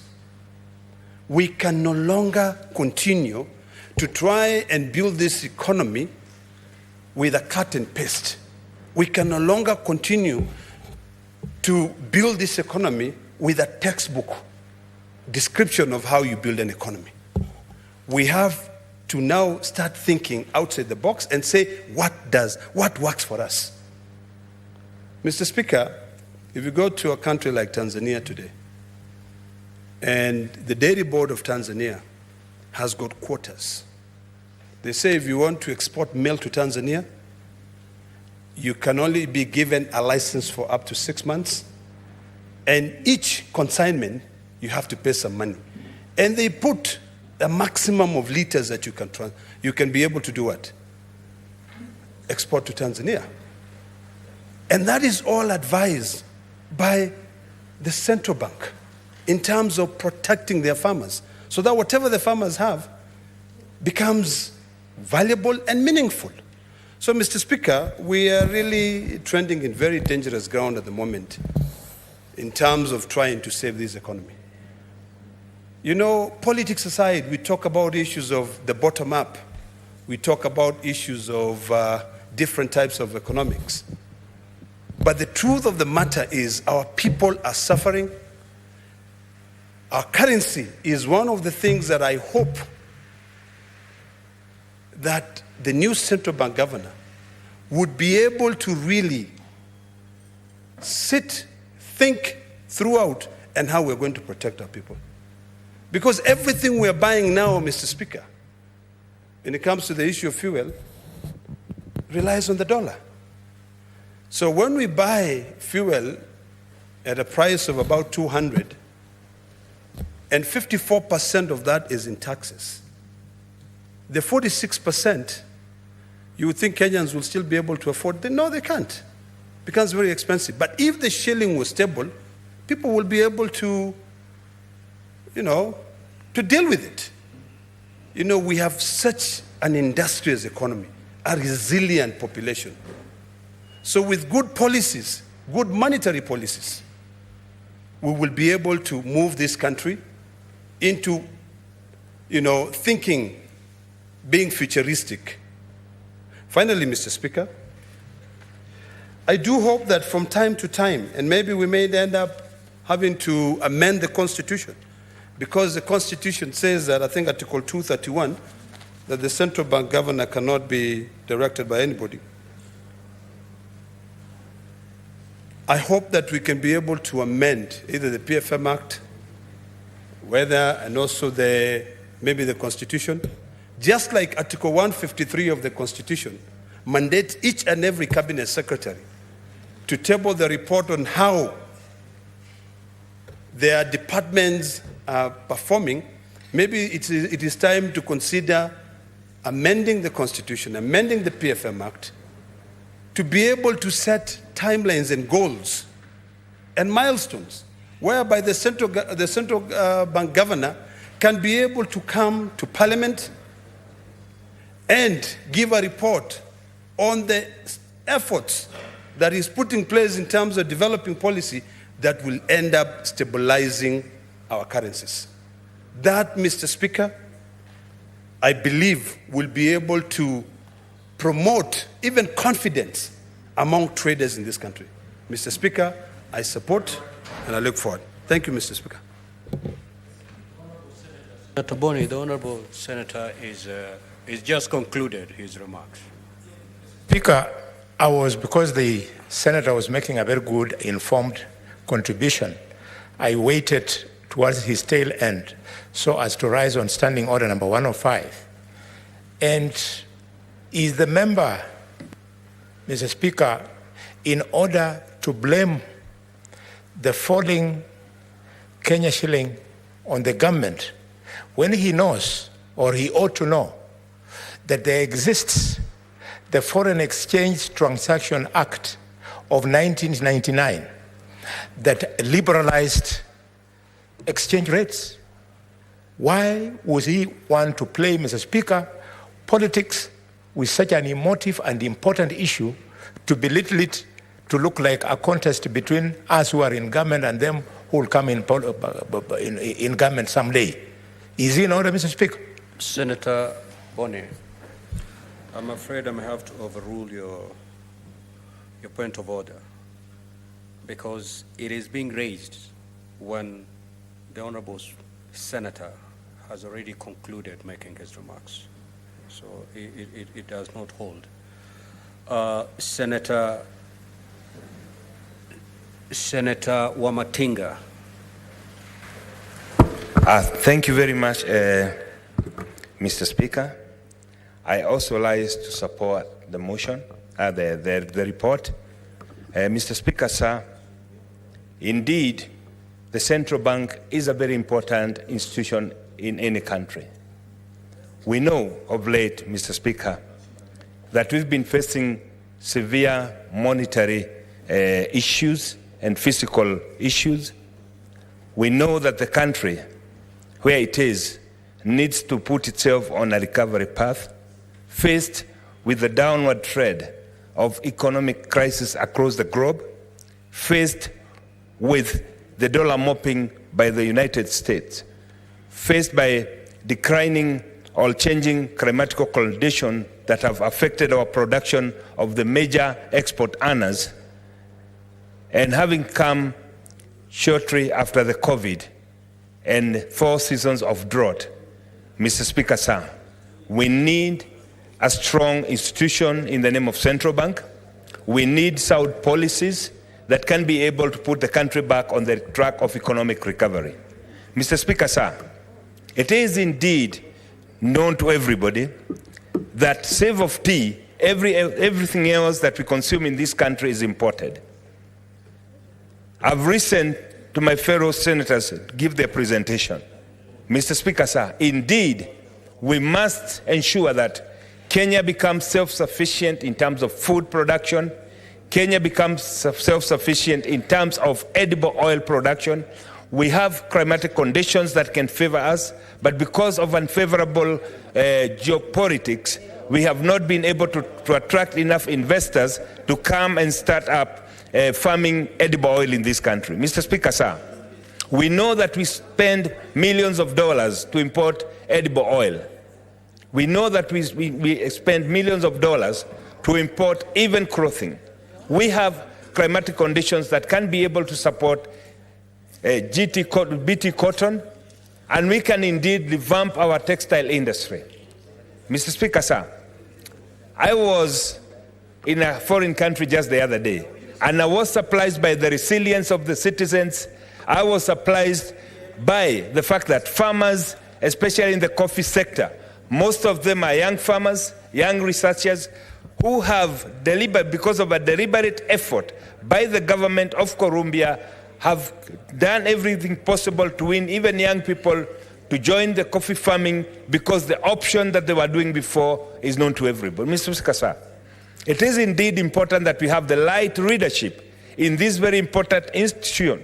As we in the Kenya Kwanza government strive to put back this country in the path of economic recovery, we can have the backing sounding policies, and most important, Mr. Speaker, sir, establishment of an industrial development bank as it was in the ICDC, establishment of the enterprise development bank that can be able to support especially the younger generation without having to ask for collateral from them.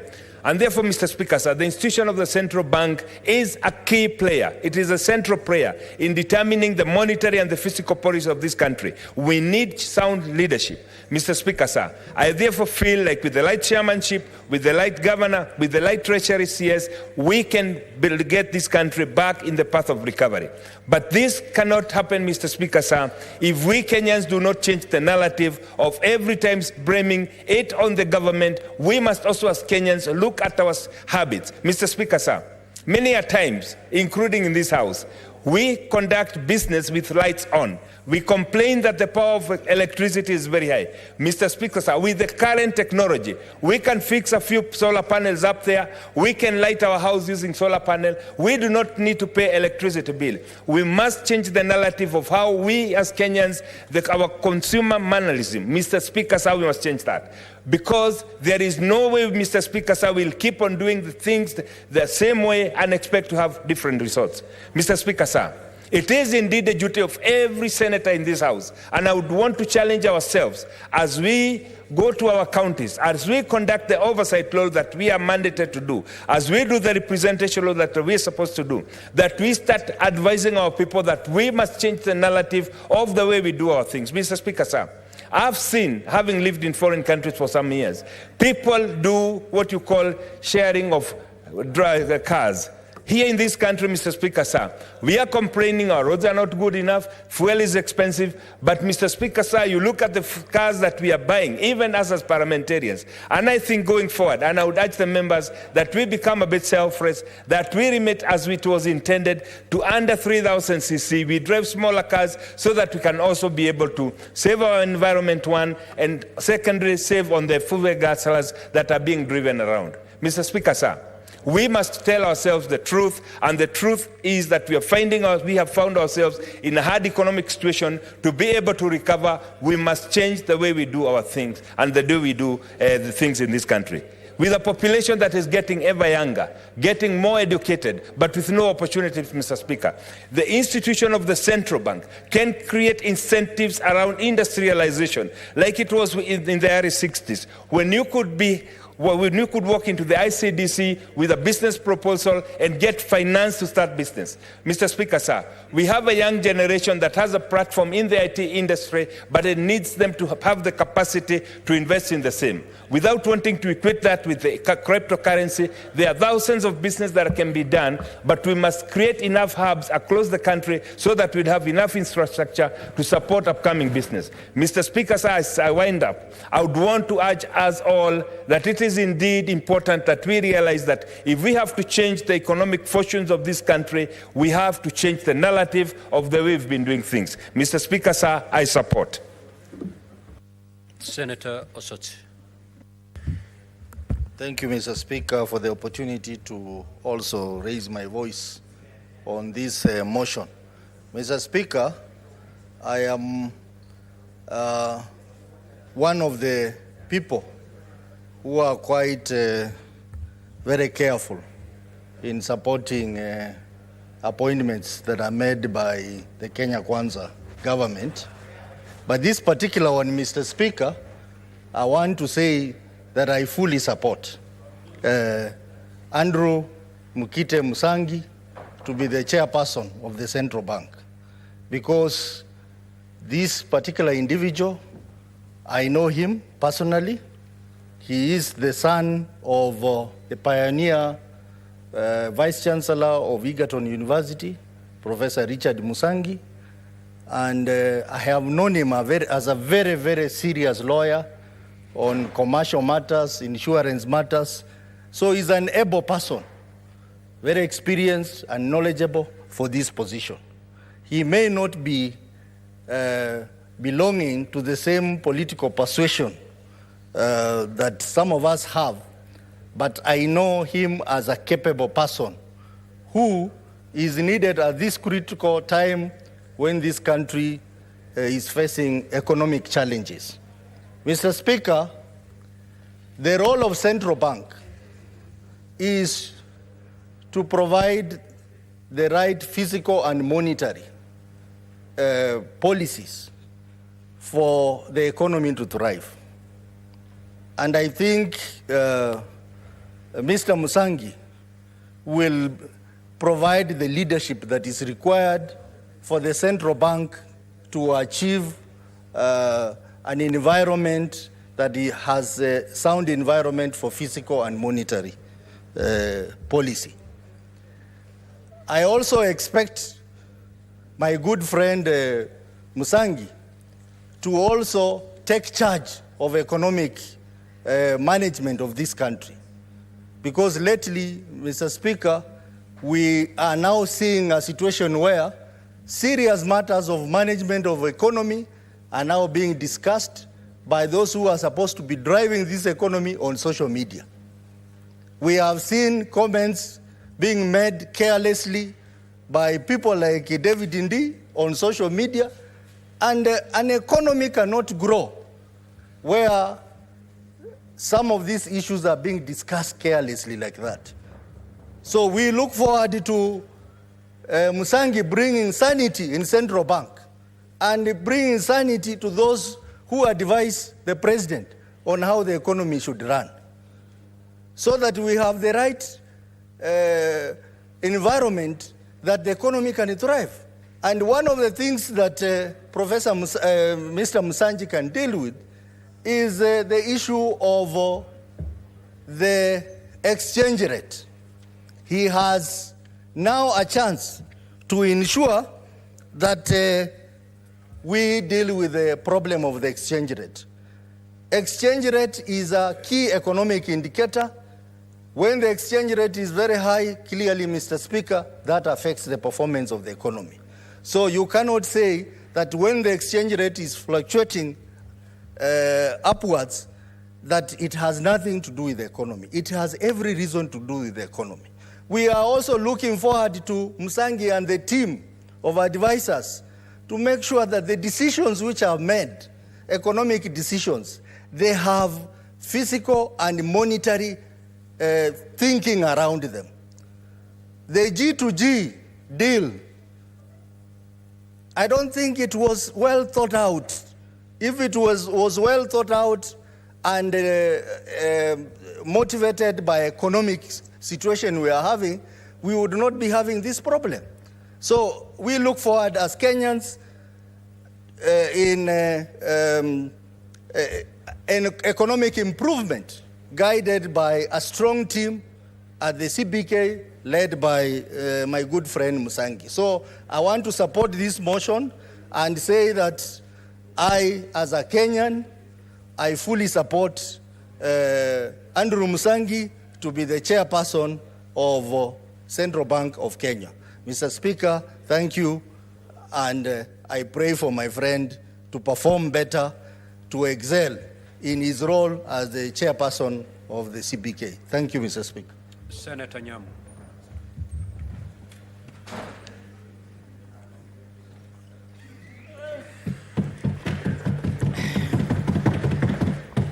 Thank you, Senator Terrell Gay. Thank you, Mr. Speaker, for giving me this opportunity.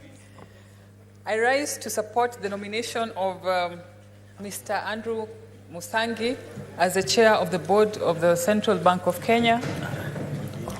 As a colleague and a senior in the legal profession, Mr. Musangi has demonstrated in his resume the wide contribution he has had to nation building. And as we are all aware, the president inherited a dilapidated economy. And so he will need a partner in that front to help him steer the country in the right direction. And we have Mr. Musangi.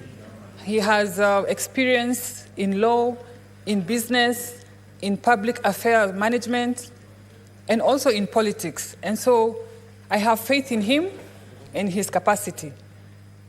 Article 231, subsection 2 of the Constitution clearly outlines the mandate of CBK as to formulate and conduct policy, monetary policy, and to keep inflation within the targets of the National Treasury. It is also, as my colleagues have said before me, he is also tasked with managing the foreign exchange reserves and to issue currencies. And so I wish to remind him, Mr. Musangi, of the huge responsibility before him as the state of our economy. And as Kenyans, we look up to him, and should he be approved by this House, we will support him and we wish him the best. Thank you, Mr. Speaker. Senator Kisang. Thank you, Honorable Speaker, for this opportunity. I rise to support the report by the Finance Committee to approve Andrew Musangi as the chairman of Central Bank of Kenya Board of Directors. Honorable Speaker, I've gone through the report, checked Andrew Musangi's CV, and it is a very good CV. From the CV, he went to Alliance High School in 1984 when I was in Form 3, cleared 89 Form 6. It means basically this is a good person that we expect him to help us and change things at Central Bank. Honorable Speaker, for the last few years, Central Bank, I think the policies that they put in place, there must have been some issues. Even though we have challenges with our economy now, Honorable Speaker, I believe there must be something wrong that happened during the last regime of the last governor of Central Bank, because, you know, we just saw the shilling going down. the exchange rate between the Kenya shilling and the dollar, Honorable Speaker, moved from 80 something to the dollar up to now 150, which has made things very difficult. The cost of fuel is so high now. If the cost of vehicles to import into the country are very high because of the exchange rate, and we expect this new chair, if is approved by Parliament, to sit down and relook at the policies that are in place at the Central Bank to ensure that, you know, the Kenyans are elevated from the current situations in the country, Honorable Speaker.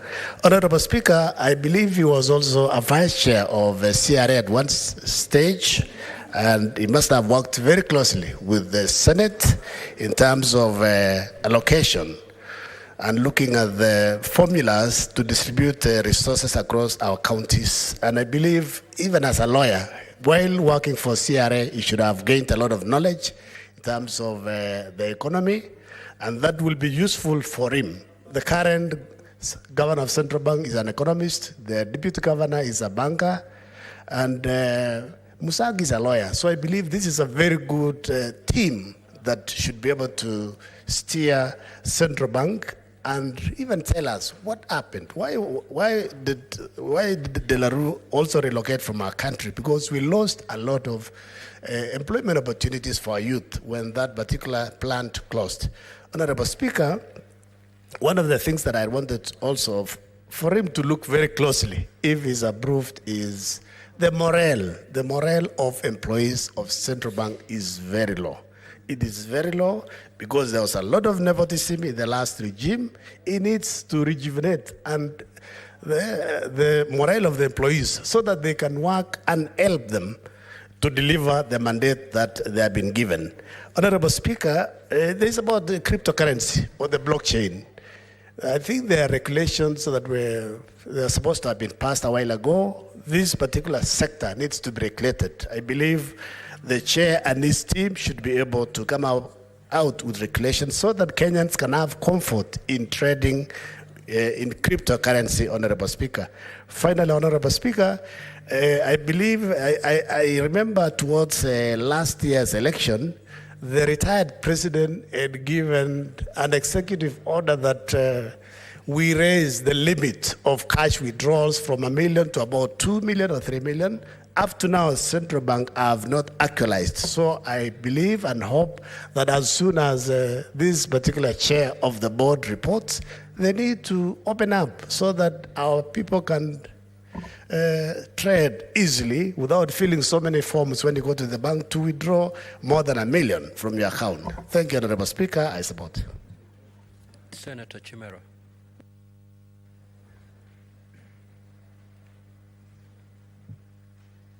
Thank you, Mr. Speaker, for the opportunity to contribute to this very important motion. May the record reflect that I rise in support of this motion, and I wish to take this opportunity to congratulate and thank the Committee on Finance and Budget for a job well done. Mr. Andrew Mukite Musangi is well known to me in person. He is a colleague in the profession and a senior for that matter. I have had a chance to work with him on a number of matters before the courts and in various capacities as transactions, and I'm alive to the fact that he's a very capable man. I just want to wish and pray that he comes on board to sort our issues, to do with the fiscal policy and the monetary policy that this country is facing currently. I also wish to underscore the fact that the nomination of Mr. Andrew Mukite Musangi is indeed a very spot-on nomination, and not to cast aspersions on the other nominations that the Kenya Kwanza government has actually done in the past. But this is a guy who has extreme capacities. He's extremely a brilliant man. I have looked at his resume. He is an expert in banking and finance law, and that's the guy we need in this current dispensation. Mr. Speaker, I just want to take a few minutes to urge Kenyans at large to allow the government of the day to fix the economy. We cannot afford to continue trivializing and continue politicizing our economy.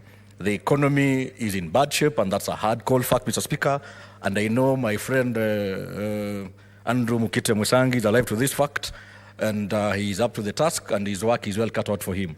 Iron sharpens iron. I wish all the best to Mr. Andrew Mkete Musangi. You know what you need to do in terms of stabilizing the dollar and easing the pressure on the Kenya shilling, as well as addressing many other issues my colleagues have spoken about, the cryptocurrency, the issue of opening up our cash deposits rule, so that at least the economy can be opened and Kenyans can be able to trade freely and in a much more wider capacity. Thank you, Mr. Speaker. I support the nomination. Thank you. Senator Gataya. I am very sure that this president means well for this country. That's why he is speaking the very best praise that we have with this country. I have personally never interacted with Musangi, but I've listened to quite a number of attributes that have been heaped upon him by those that have worked close to him, including Chimera. And I'm happy that with those kind of arrangements, Kenya is going to be stable economically, because we have seen other sectors where His Excellency the President has picked the very best. And I'm very sure in the next few months, we are not going to experience the kind of escalations that we are experiencing currently. So, Honorable Speaker, I support and I wish Honorable Musangi the very best as the Chair CBK. Senator Miraj. Asante Bwana Spika, na mimi nasimama kuunga mkono uteuzi wa mwenyekiti wa Benki Kuu ya Kenya, na nimtakie kila laheri katika kazi yake, na pia niseme ya kwamba jumla ya kuwa sijaweza kupambana naye mahali kokote ama kushirikiana katika kazi zozote za kiofisi, nimesikia wenzangu vile vile wakisema uzuri wake katika zile sehemu za kazi ambazo wamefanya. Mimi naunga mkono uteuzi huo kama seneta kutoka kule Mombasa. Asante. Senator Wafula. Asante Mheshimiwa Spika kwa nafasi hii. Ningependa kujiunga na maseneta wenzangu kukubali ama kutia sahihi uteuzi wa wakili Musangi kwa mwenyekiti wa Benki Kuu ya nchi ya Kenya. Mimi kama seneta wa kaunti ya Bungoma ninatia kidole cha ndio kwa sababu Musangi ni mzawa wa kaunti ya Bungoma. Vile vile mnamjua mwanabondia shupavu wa Nyonyi, mwanariadha wa Nyonyi, na wote wazuri kama Chebukati wanatoka Bungoma. Sasa Waswahili husema chema cha jiuza kibaya cha jitembeza. Wengi mmezungumza hapa sifa za Mheshimiwa Musangi. Ni kwamba chema cha jiuza. Sitaki kumsahau Daktari Papa wa Roma, spika wa bunge la kitaifa, pia anatoka Bungoma.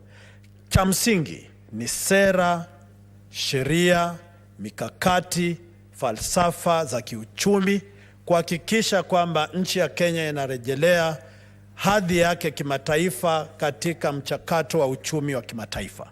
Na sina budi kutia sahihi na kusema kwamba rais na bunge limefanya jambo muhimu kumchagua kijana msomi kutoka Bungoma kuwakilisha serikali katika Benki Kuu na kuhakikisha kwamba mchakato wa chini juu unatimizwa katika awamu ya miaka 5 ya Kenya Kwanza.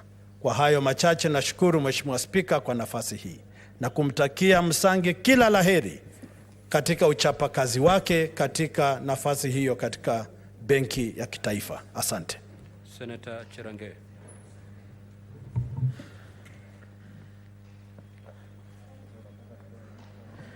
Thank you, Mr. Speaker. I also rise to support this motion on appointment of Andrew, Wakili Andrew Musangi Mukite. Mr. Speaker, I want to thank the President because we have been having an issue where many people have been questioning the President and the Kenya Kwanza government is not having the face of Kenya.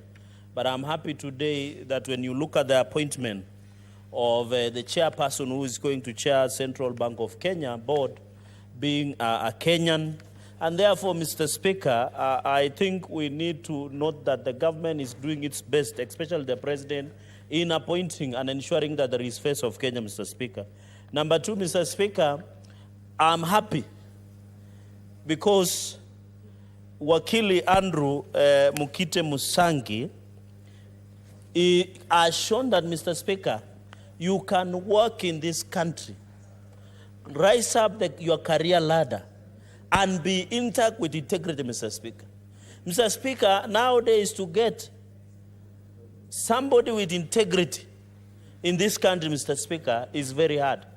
I want to congratulate him because it calls tenacity, commitment, and ensuring that you maintain integrity, Mr. Speaker, is very important.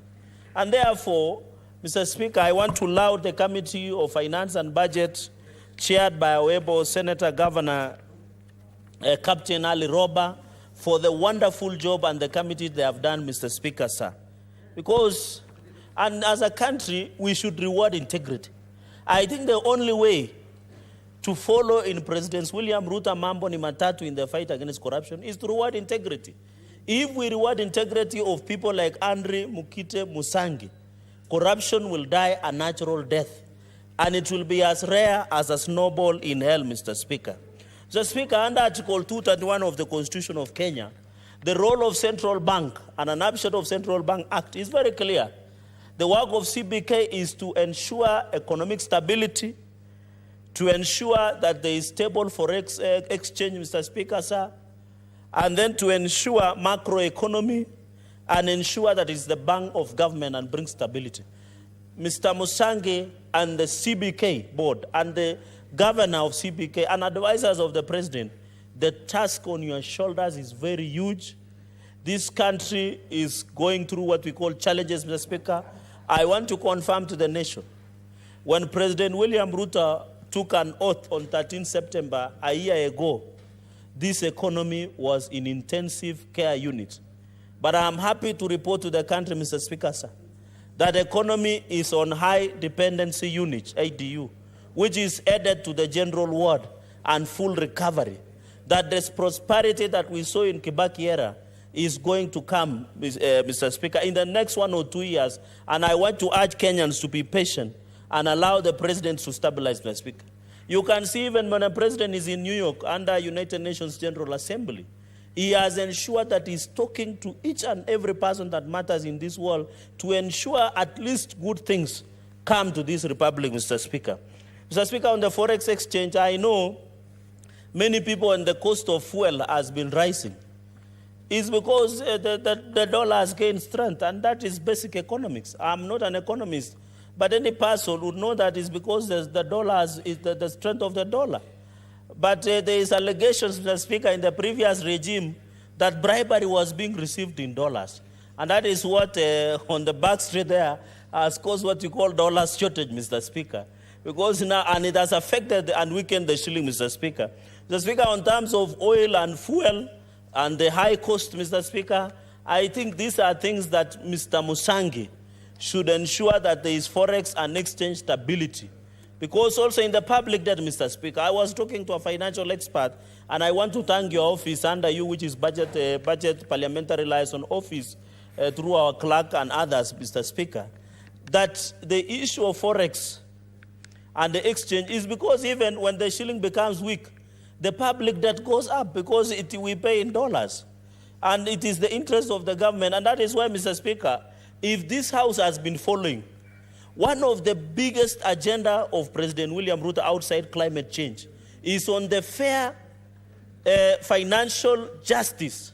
And I'm happy when I watch President Kagame of Rwanda, and we wish him well, Mr. Speaker, as he serves, as he seeks the 4th term.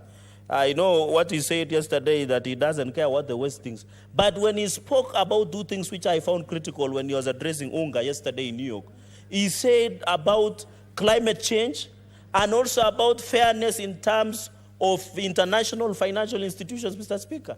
Why should a country like Kenya, which is developing, pay more than a country which is in the first world like Canada and other countries, Mr. Speaker? So I want to thank the president because the fact that he's pushing African nations to rally behind him and start for what we call fairness in financial systems from the World Bank, from Bretton institutions, it will assist that we get fairness and justice, Mr. Speaker. And these are the things that we would like to see, Mr. Speaker. The position of government has not been to dismiss anybody through Twitter or to call to look down upon Kenyans, Mr. Speaker, because this government was formed to fix the mess and economic mess that was there, Mr. Speaker. So on the issue of, and we want to ask the country, Mr. Speaker, to be patient, because when the dollar will stabilize, of course the cost of fuel will come down, especially from January, Mr. Speaker, and as we approach winter in parts of America and other places, Mr. Speaker. And also you are aware there is war in Ukraine and Russia, which has greatly affected. And Mr. Speaker, and I want to tell the country, because we are truthful men, that the issue of fuel, Kenya does not produce fuel. That's a fact. Number two, I want to challenge the Committee of Energy. I saw Senator Matinga talking, to go and find out what happened to the tool oil in Turkana. What is it? What are we supposed to do? Number two, Mr. Speaker, the oil-producing countries under OPEC decided to sit down and cut the supply of fuel into the market. And yet the demand is still very high. You remember even during COVID, Mr. Speaker, they had supply OPEC, and that is the challenge that we can still talk about, Mr. Speaker. Mr. Speaker, the fourth point is on the giving the fact about the public debt. We are aware, Mr. Speaker, and I hope under Article 125, which Musangi should be aware, Mukite, that when the parliament shall require him, and it does not mean National Assembly, it means National Assembly and the Senate, Mr. Speaker. We will expect him to lead, even in appearing before our Senate Committee on Finance chaired by Captain Ali Roba, Senator, and his members, Mr. Speaker, and when called upon and require. Mr. Speaker, I saw the other day, and we are not interested in fighting with the National Assembly. And those fights are fruitless. That the National Assembly indicated that they want only to be the ones approving and being briefed, Mr. Speaker. And that is why they rejected our amendments. I hope we will send strong men and women of the Senate to the mediation committee and try and talk sense to members of National Assembly that public debt is a concern of all Kenyans. Unless they are telling us, Mr. Speaker, there are Kenyans who are in counties and there are Kenyans who are in Kenya. Because what I know is 47 county governments, one nation, one people under God, Mr. Speaker. Mr. Speaker, another issue I wanted to raise is on the withdrawals. And I heard my brother, Senator Kisang from Elgeyo Marakwet, talk about 1 million, Mr. Speaker. Nowadays, to withdraw 1 million, you must tell us how many milk of cows you have sold, Mr. Speaker, from where, how many cows, what we have sold. Mr. Speaker, while we appreciate this limit is important for money laundering and fighting issues of money laundering, we must be realistic. Why don't we raise even 20 million Kenyan shillings? It's even, because if you have to withdraw 5 million, Mr. Speaker, you will need a lot of clearance, Mr. Speaker. So we are requesting, and I hope Chairperson Andrew Mukite Musangi, the chair, who we have given him blessings, allow us to withdraw up to 20 million, Mr. Speaker, because 1 million is not enough. It's not even enough to buy, it's not even enough, Mr. Speaker, to buy one or two slave queens in this town, even a demi, Mr. Speaker. You know the cost of everything has gone up, Mr. Speaker. So, Speaker, finally is to agree with the report, to wish him very well, Mr. Speaker, and I'm happy for the first time we are now rewarding integrity. To wind up corruption, let us reward integrity, and that is, Mr. Speaker, because of the task ahead of us, allow me to rest my submissions there and congratulate the committee and fully support, Mr. Speaker. Thank you, honorable members. As you are aware, we have a Kamkunji to handle, and therefore at this juncture I will call upon the mover to reply.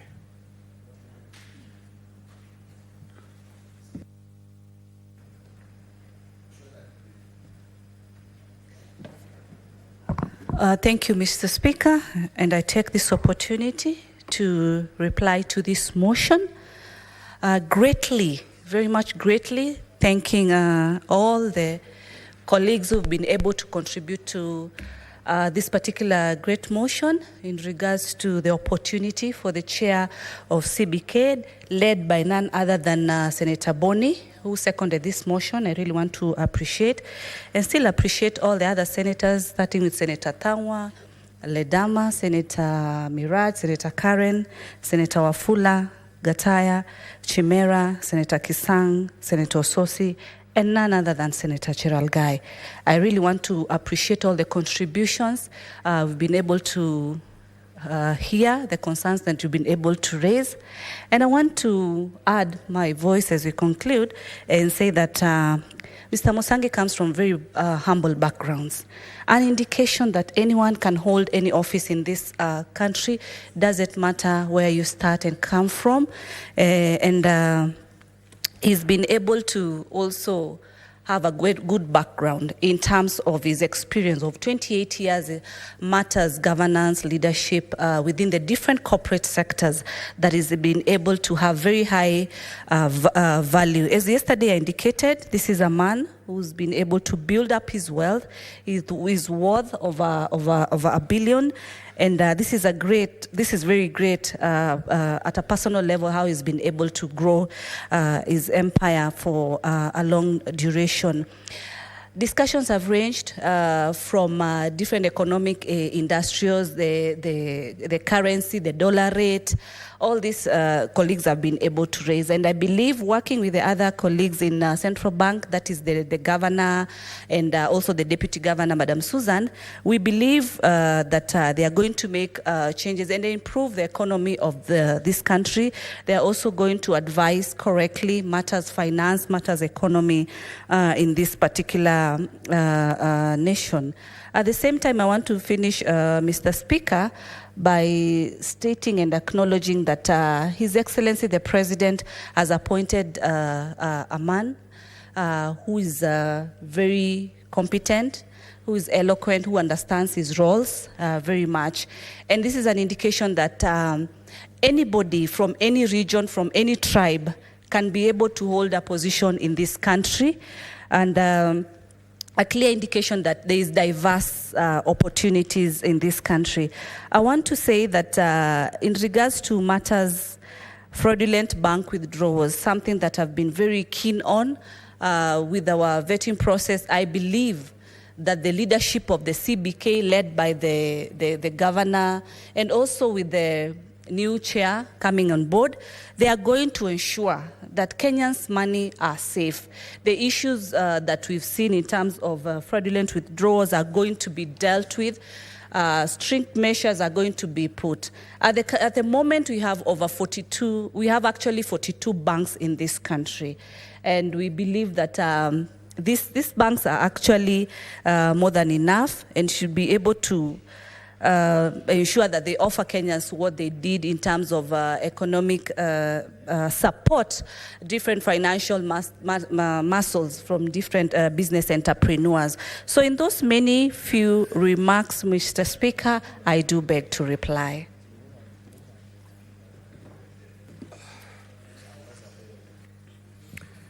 No, honorable senators, this matter does not concern counties, and therefore voting shall be by voice, and I proceed to put the question.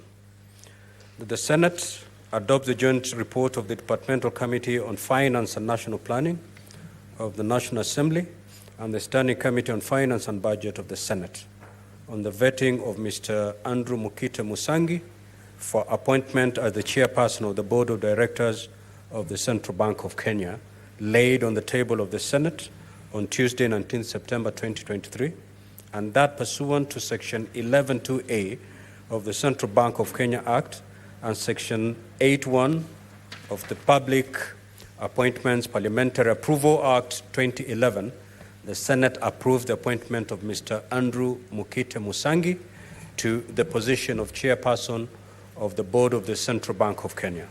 Will as many as are of that opinion say aye? Will as many as of the contrary opinion say nay? The ayes have it.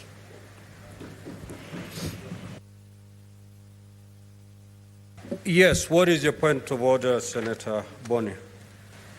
Mr. Speaker, sir, I rise under Standing Order number 35 to move that the Senate do now adjourn, Mr. Speaker, for the reason that the Senate anticipates to go and hold sittings outside Nairobi, specifically in Turkana County. And for this reason, Mr. Speaker, I request that we adjourn to allow us to do the necessary housekeeping and, Mr. Speaker, preparations to enable us travel to Turkana. Thank you, Mr. Speaker. I request Senator Chimera to second me.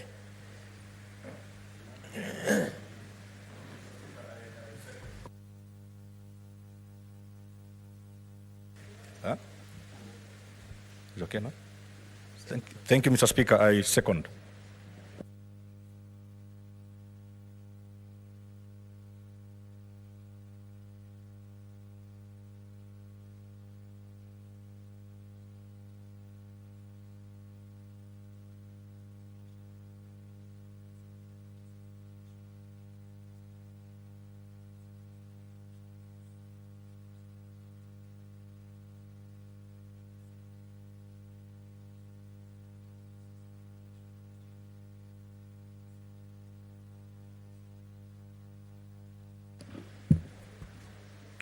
Honorable Senators, I now proceed to propose the question that the Senate do now adjourn to address the plenary and committee sittings to be held in the coming week in Turkana County. I do not see any member interested in debating that motion, and therefore I will straight away proceed to put the question. That is, the Senate do now adjourn to address plenary and committee sittings to be held in the coming week in Turkana County. Will as many as of this opinion say aye? Aye. Will as many as of the contrary opinion say nay? The ayes have it.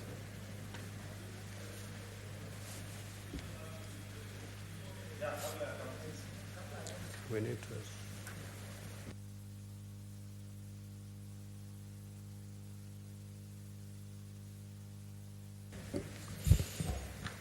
to. Now, honorable senators, be upstanding. The Senate, therefore, stands adjourned until Tuesday, 26 September 2023 at 2:30 p.m. at the Turkana County Assembly Chamber in Lodwar, Turkana County. Thank you.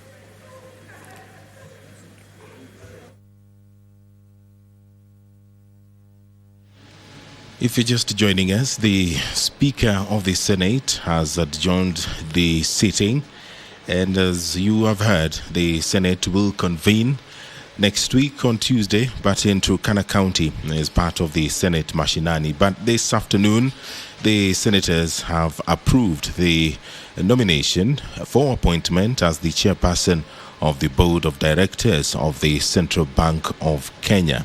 This is Mr. Andrew Mukite Musangi. My name is Edward Kabasa. I hope you enjoyed your viewing. I now hand you back to the normal broadcasting at the Kenya Broadcasting Corporation. But you can always revisit this live broadcast on YouTube, courtesy of the Parliament of Kenya YouTube channel. Good evening.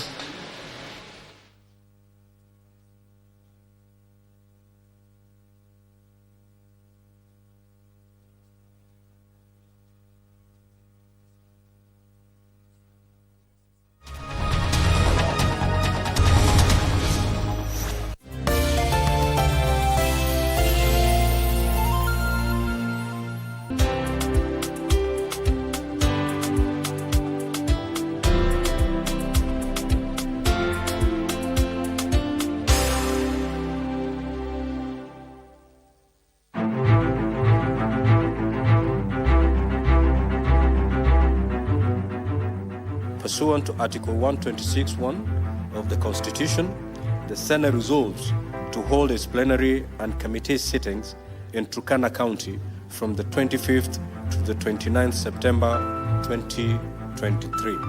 All the Kenyans who are in the bracket of who is who will be living in Turkana to enjoy part of that wealth. Kuangalia wao waone taratibu za Senate zinaendelea namna gani. It is important that the presence of the Senate is felt. The place to go is Turkana. We prepare to actually model our oversight role. Tutakwenda kule mashinani kutana na wananchi. There is a lot that we can be able to learn from Turkana County. Sisi kutembelea gatuzi zetu. The eyes have it.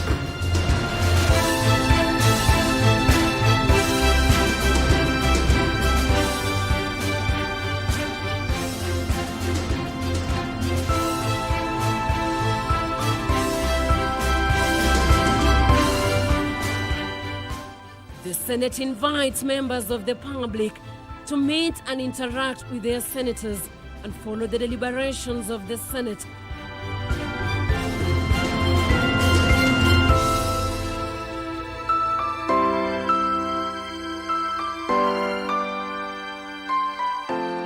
Senate Mashinani welcomes you to home of the scenic cradle of mankind. Karibu, Turkana County.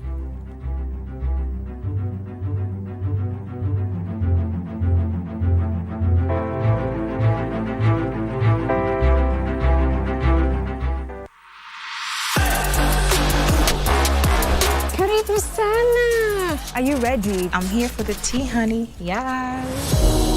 Nibembeleze. Watu wanasemanga nimemkalia. Na ni ukweli sawa. I'm the most Google celebrity in this country.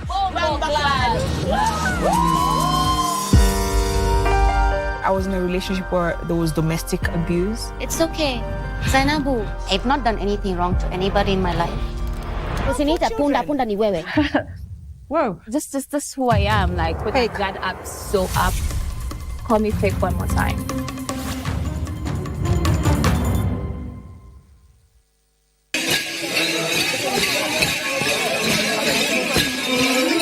County Government of Turkana welcomes you to the Ehale Center in Lodwar Town for the 7th edition of the Turkana Cultural and Tourism Festival. From 12th to the 14th of October 2023. Come, experience the origin of mankind with its unmatched beauty from the beaches of Lake Turkana to the oil wells of Lokichar. Live on Channel 1, Radio Taifa and KBC Turkana Service.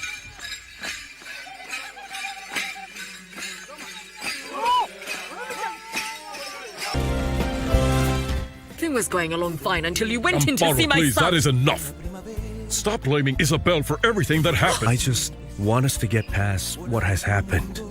You see, I'm getting rid of projects at the company because I want to spend more time with you. Damage you suffered to your spine is irreversible. I am very sorry, Silvio, but you are paralyzed. You will never walk again. If you look here, it has obviously been cut with a knife. It was cut off with the intention to kill you.